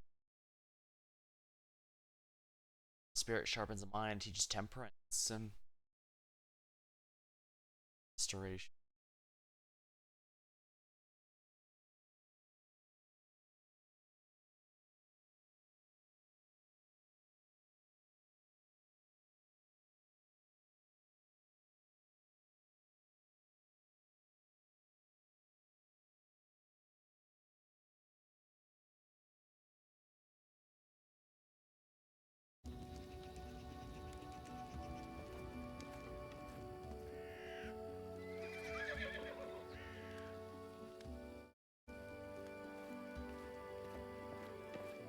Valerie? About yourself? What exactly would you like to know? I was born in a noble family, though I didn't remain long in the family estate. My father sent me to the Order of Eternal Rose. I left once I realized it didn't match my principles. It was a Shaolin temple. Where are you from? I was born in Brevi, boy, but in fact, I've never seen much of that country. I spent my childhood in a remote estate owned by my noble family. My father is a respectable philanthropist and benefactor of the Church of Shaolin. He's also a renowned private collector and admirer of the arts. My mother saw to my education personally. From my early years, I learned good manners, how to behave at the dinner table, how to properly form words for early occasion. I learned the difference between true nobles and low-born upstarts. I learned how to treat each of them properly. Our home was always under the protection of paladins of Shaolin. My father donated a handsome sum to their order. One of them, a man of venerable age and grey beard, once let me touch his shining armor. I still remember the admiration I felt of that cold polished steel. Of all the memories of my childhood, that's one is somehow the warmest one. Why were you sent to the paladin order? As you can imagine, for my first days I was surrounded by crowds of servants and nannies who never stopped praising my heavenly beauty. The paladins of Shaolin used to come to our house to echo the praises. In the end, the general consensus overwhelmed my father's better judgment. When I turned 6, I was brought to the church and told this would be my new home. Don't pity me, I beg of you. Many who hear the story immediately assume my parents were cruel and had no love. Her eyes become stern. My parents had respect. They taught me something that was supported me all my life, a sense of self-esteem. Besides, they didn't abandon me. Once every 6 months, they would come to visit me. We had some tea and had an over an hour walk in the garden. Then they'd take their leave as etiquette demanded. But they teach you in the order. A variety of things. Some of them appealed to me, others simply I couldn't accept. I enjoyed the physical activities and swordsmanship, but the arts, calligraphy, painting, poetry, so many other ways to waste one's time. She sighs. I guess deep in my heart I always never knew I'd never be a true paladin. Wielding a sword always felt more natural to me than handling a paintbrush. Why'd you leave the order? Because of my heavenly beauty, she winces. According to Shaylin's laws, all art is sacred, whatever form it takes. Severe punishment awaits those who dare harm a painting, sculpture, or poem, no matter how worthless the drivel might be. My looks attracted unwanted attention from pilgrims and acolytes. I received my first poem dedicated to me when I was 9. The author was a wealthy geezer. Her lips thin in contempt, and that was only the beginning. Sculptures, pictures, poem, I was drowning in them. My admirers mobbed me, and I had to respectfully accept their garbage. Xerxes' temple were magnanimous, for my suitors made generous offerings, but one time I snapped. Barely suppressed anger glitters across her eyes. Some wealthy idiot dedicated an extremely untalented poem, and he had the nerve to read it right to my face while holding my sleeve. The hour was late.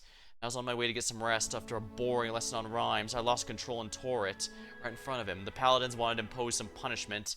I don't remember which one exactly. They just wanted me to repent, and instead gathered my things and left. What did you do after you left the order? I set out for Rostov. I wanted to get as far away from Shaolin as possible, and the destiny everyone seemed to force upon me. Besides, the school of swordsmanship has quite a decent reputation in Rostov. Honestly, I was hoping for an opportunity to learn from the famous Eldori masters. Eventually, it became clear that their technique wasn't a good fit for me, so they teach me to avoid impact, whereas I prefer to raise my shield. But my abilities and skills, as learned in the Order, were enough to make the Sword Lords take interest. They offered me a chance to join the mercenaries who served, and I accepted. I bet your beauty inspired me. She turned her void term cold. Well, let's get it over once and for all. You should understand, I'm perfectly aware most races, orders, and genders find me physically attractive. It's beyond my power to change that, but I was never given potential admirer or any reason to start a conversation, but that doesn't stop them. After leaving the order, I took a dagger and cut off the long hair they used to praise. Well, now I get litter, praising the beauty of my eyes. It was because of my appearance I end up in the Order of the Eternal Rose. Though I never wanted to become a paladin, it's because of my beauty of infinite number of suitors that pursued me, all throwing simple politeness with hints of affection. But you know what I really want? Be respected for your skill. I want to stop treating me. People stop treating me like a priest of art. I want them to notice that I'm a person capable of more than just paintings. Where I sit, where I sit wearing a lacy satin dress, holding a basket of peaches. Is that too much? I thank you for your honesty. I understand you very well. You're a true friend that I can trust with my life. I'm truly happy you understand me. Thank you. She smiles at you gratefully, with a smile full of warmth you never expected. You suddenly realize you're smiling back at her. Alright, let's change the subject. Tell me about the way of Shaylin, our paladins. She's a goddess of love, beauty, and art. Our paladins are something armored artists. That's how they think of themselves, at least. You know, thinking about it, most of our party actually was, well, actually, no. In my Pathfinder game, my character, I don't even think calling her atheist is accurate because she was isolated for most of her. Yeah, my elemental sorcerer was basically her backstory was that she didn't know much about the world in general because she spent most of it isolated, used as an experiment, and so by the elves that wished or wizards that wished to use her as a way to find a cure for a disease that was going on at the time. As such, she might never really remembers her family. She doesn't even know if they were if she was forcibly taken or given. All she knows is that her powers were awakened and she was able to forcibly leave after being treated so badly. It's why she cares about her self-protection above all else. Although later in the story she ended up discovering that she cared about protecting things that matter to her most. She's still selfish to an extent. It's just that her friends and people who matter to her are counted among those things she wants to protect above all else. For that reason, I don't think it's accurate to call her atheist. She only barely knows about the, it's more that, I'd say it's more that she's agnostic, because she just doesn't know much, yeah, agnostic would be more accurate, since she straight up doesn't know much of anything about what's going on with the, celestial, stuff going on. She knows of them, she just doesn't, and all that, since it's, you know, it's easy to look up knowledge about that after the fact, since she doesn't really understand much about them, or what would it, or what, the whole point of worship and all that. All that was very new to her when she started, which reflected the fact that, being my first, tabletop game, period, I had no idea how things were supposed to go there, or what was expected of me. So, in a way, I was learning about it as she was, which I felt would help me with my character. Valerie tries to contain her feelings but in her contempt. They're fanatical defenders of worthless and artistic paintings. These open, meaningless opuses, if you care about my opinion. Speak them with contempt. What, due to your anger? She's been trying to ruin my life. The goddesses of everything useless that ever existed. All the beauty, all the art, soulful sighs, they'll never feed a single family. I understand. I beg you to restrain yourself from offering your own opinion. Trust me, I've heard everything you can tell me more than once. Nothing, nobody can change my mind. Makes you with suspicion. As for Shaylin, she's the goddess of idlers. I almost joined her preposterous entourage. I'm glad I was much smarter to denounce her while I still could. I understand every...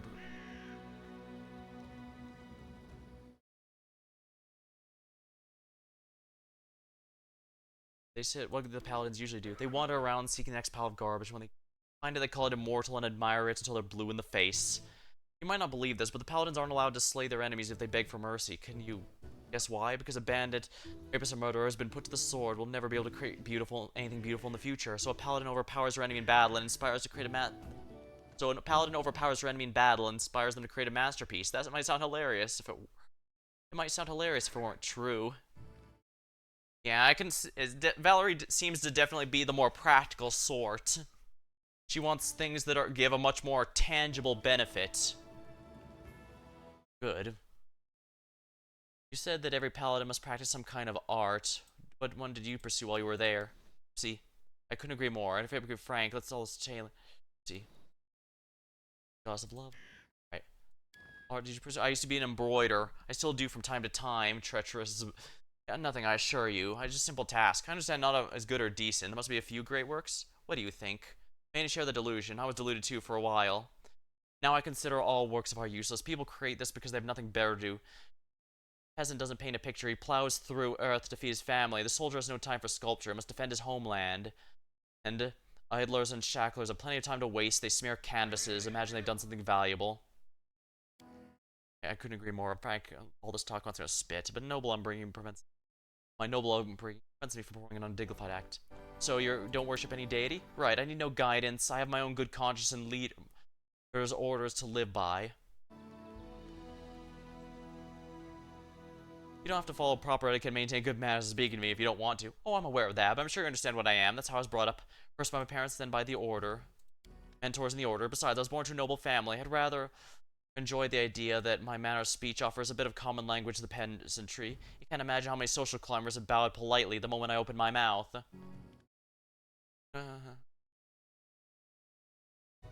So eager to follow my orders. Why, plenty of suitors. That would piss her off. I don't... She asks me to respect her as a person, not worry about her beauty. So you're eager to follow my orders, though. Why is that? What do you mean, why? She looks bewildered. I follow your orders. I've joined your campaign because I have faith in you. I believe in your intentions to be noble, though things may not have turned out as you planned. The conversation. As you wish. Yeah, she didn't... Yeah, so as opposite to Lane's... she prefers practical things. Things with tangible benefits. Doggy!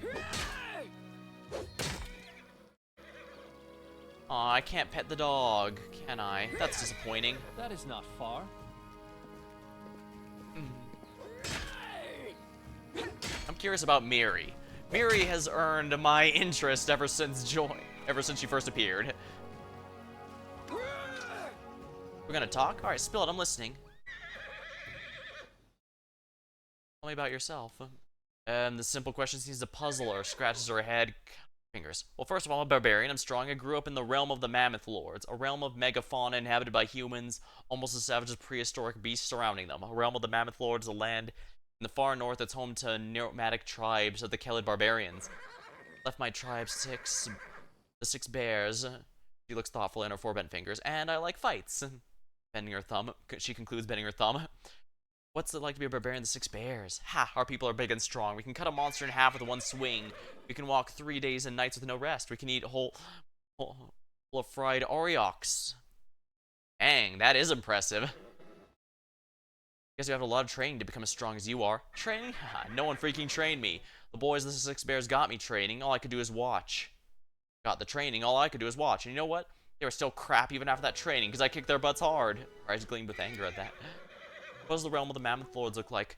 Huge and freezing. No place for weaklings. She narrows her eyes, evaluating her ability to survive. The tribes hunt aurochs herds to survive. Aurochs are fast, so the tribe follows a herd for days, just to not die of hunger. If you're weak, you stay behind and die in the snow, because the tribe cannot stop. There are also giants and mammoths. Sometimes demons come too. Oh, and the mastodons, the saber-toothed tigers. You'd survive, I think, for a few days, she says with a grin. Now I wonder if they have a Tyrannosaurus along there. Why'd you leave your tribe? She flushes. Because they're assholes all. The men are cowards and scoundrels. The women were scared like sheep. She rolls up with fury. Men there think no girl can be a fighter because they're weak. And they're afraid a woman can beat them. And females just nod. Go so hides, cook meat, watch kids. That's what they always say, but I'm a warrior, damn it. I won't cook hides and watch meat. He's already shouting. I told them so. I went hunting with the men, and what do I get? Still the same. Stay at home. They even gave me a nickname, the Soft Chieftain. Like a warrior woman was a funny joke. Damn, I even went to hunt the shit-faced frost giants there. Breathing heavily, sweat dropping down her forehead. After a moment, she waves her head awkwardly and forces herself to grin. So I left the cowards, and that's why. Well, you're a very good fighter, that's for sure. Her head perks up. Quite good, Owen, compared to who? If I was a crappy male, I'd fight better, is that what you'd say? Or I could say better, let's go get some training, right? I mean, exactly. Got it. Good. You're very good in a fight. You're an excellent warrior. I was just giving you a compliment. That is all. Well, for several seconds, she continues to glare, then all of a sudden she just mellows. True, I fight good. It's what I do best. I don't... Thanks for telling me. Let's talk about something else. So, why'd you leave your tribe? What's the story about the Frost Giants? Oh, I told you, they were assholes. Treat women like sheep and not fighters. As for giants, I'll tell you later someday. Maybe. That's a formidable... Accurate. That's a formidable sword, but not just a simple weapon, is it? You bet it's not simple. Check out how big it is. She proudly raises it, and you notice that even though she's strong, she still has difficulty wielding it. The sword belonged to a real blasted frost giant. I killed the beast and took this looker for myself. Fits me perfectly, my den trophy. We're talking, you don't like it? She shrugged several times, perhaps flexing her muscles or feeling silence. I don't know. Depends what we're going to talk about. It's about monster swords or scars. I approve. That's pretty good. Thanks for talking with me. Let's speak again later. Talking. Why don't we do some monster killing instead? Huh.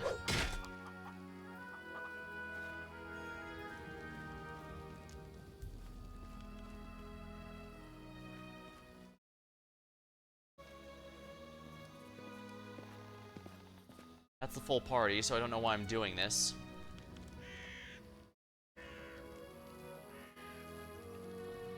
I guess it might not be bad to check around here. Oleg has no portrait, so he's not allowed to join me. Actually, I guess since even the Sword Lord has a portrait, she might be able to join later, depending on how things go. She might even be intentionally planning to join whoever wins.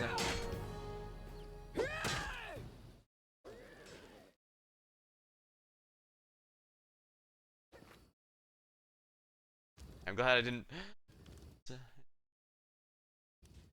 see here. Journal here.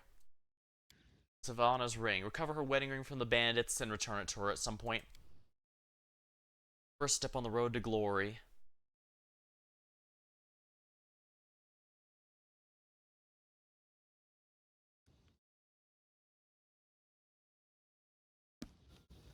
As it should be.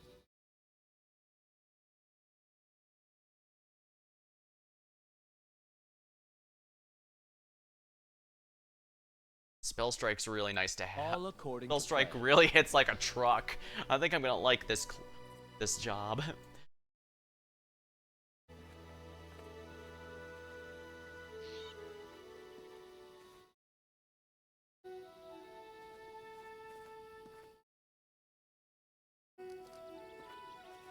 Haste mode. Enter disable turn. In due time.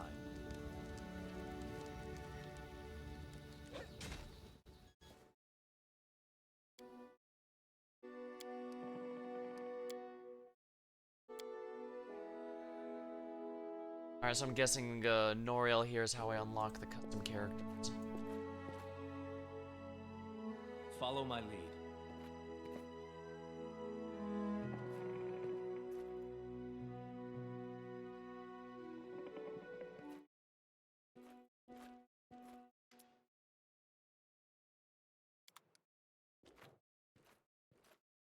Alright, I didn't ask Oleg. About yourself. Why open a trading post? It's such a dangerous place. I just dislike the noise. I'm from Rostov. Cities are complicated. Lots of people, each with their own place in the shelf. Bow before this one, fear this other. Don't do business with a third, but be sure to be extra nice the fourth. Villages are a little better. Everyone likes to stick their noses in each other's business. I want a place where I can be my own master, so I ended up here. I need to take care of Stadlord. Do you know anything that might help me find him? It's quite a task you've set yourself on. The Staglord has a fortress somewhere in the area, but only a few chosen from the most trusted of his rabble are ever invited. Location's a heavily guarded secret, and with this fog, I imagine it'd be even harder to find. What else can you tell me about him? The Staglord. Oh, not much. I've sat down and shared a cup of wine. Not like I've sat down and shared a cup of wine with the man, you know. I think he arrived less than a year ago, from what I've heard. But as soon as he got here, he took over everything. I wrote to Rostov, tried to warn them the Staglord wasn't some typical gang leader, but they didn't listen. The rumors about him are horrible. He'll kill a person if they so much as disagree with him. They never reveal his face. Those who've seen him up close report the same thing. Ugly scars cover every inch of his skin, not covered by clothes. His past is a mystery. He just arrived one day. He's immediately a power to be reckoned with. I'm guessing the most surprising about him is that he has so many followers who admire him and his minions who obey him out of fear. He's got some inner strength to him, or maybe an inner madness. Many seem to follow him because of that madness, like it was some kind of virtue. Oh, I hope he's not a Rovagug follower. I hate having to deal with those. But yeah, Rovagug is, basically think like Majin Buu. Destroy a chaotic evil deity about destruction. That is not far. And consuming all. Basically an eldritch deity.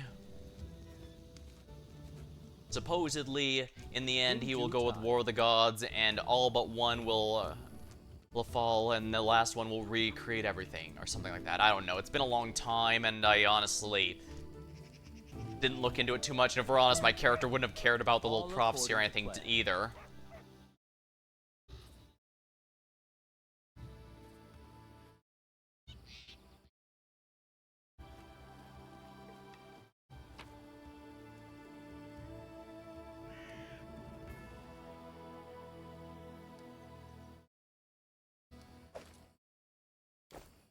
As it should be.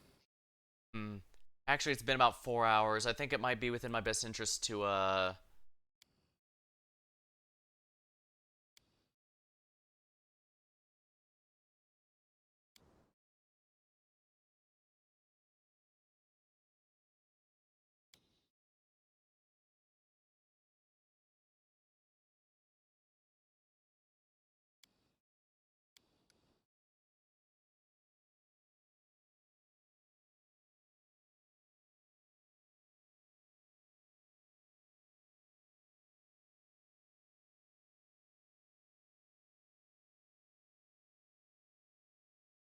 probably gonna need to make multiple saves by the time this is over, because, with a proper tabletop team, if you accidentally lose and such, but the DM doesn't think it's a good time to end it, they can go, okay, so you wake up in a cell and you've been captured. But in a game, if you fail, you kind of just have to redo everything, because they can't really take that into account. So we'll have to find out. That's going to be all for tonight. Alright, the intrigue has gotten me for sure, so we're definitely going to be continuing this later, probably on Saturday. Something. Depends if I can figure anything Monday. But that's going to be all for tonight. Till next time, thank you for watching. Hope you had a good time, and I'll see you later.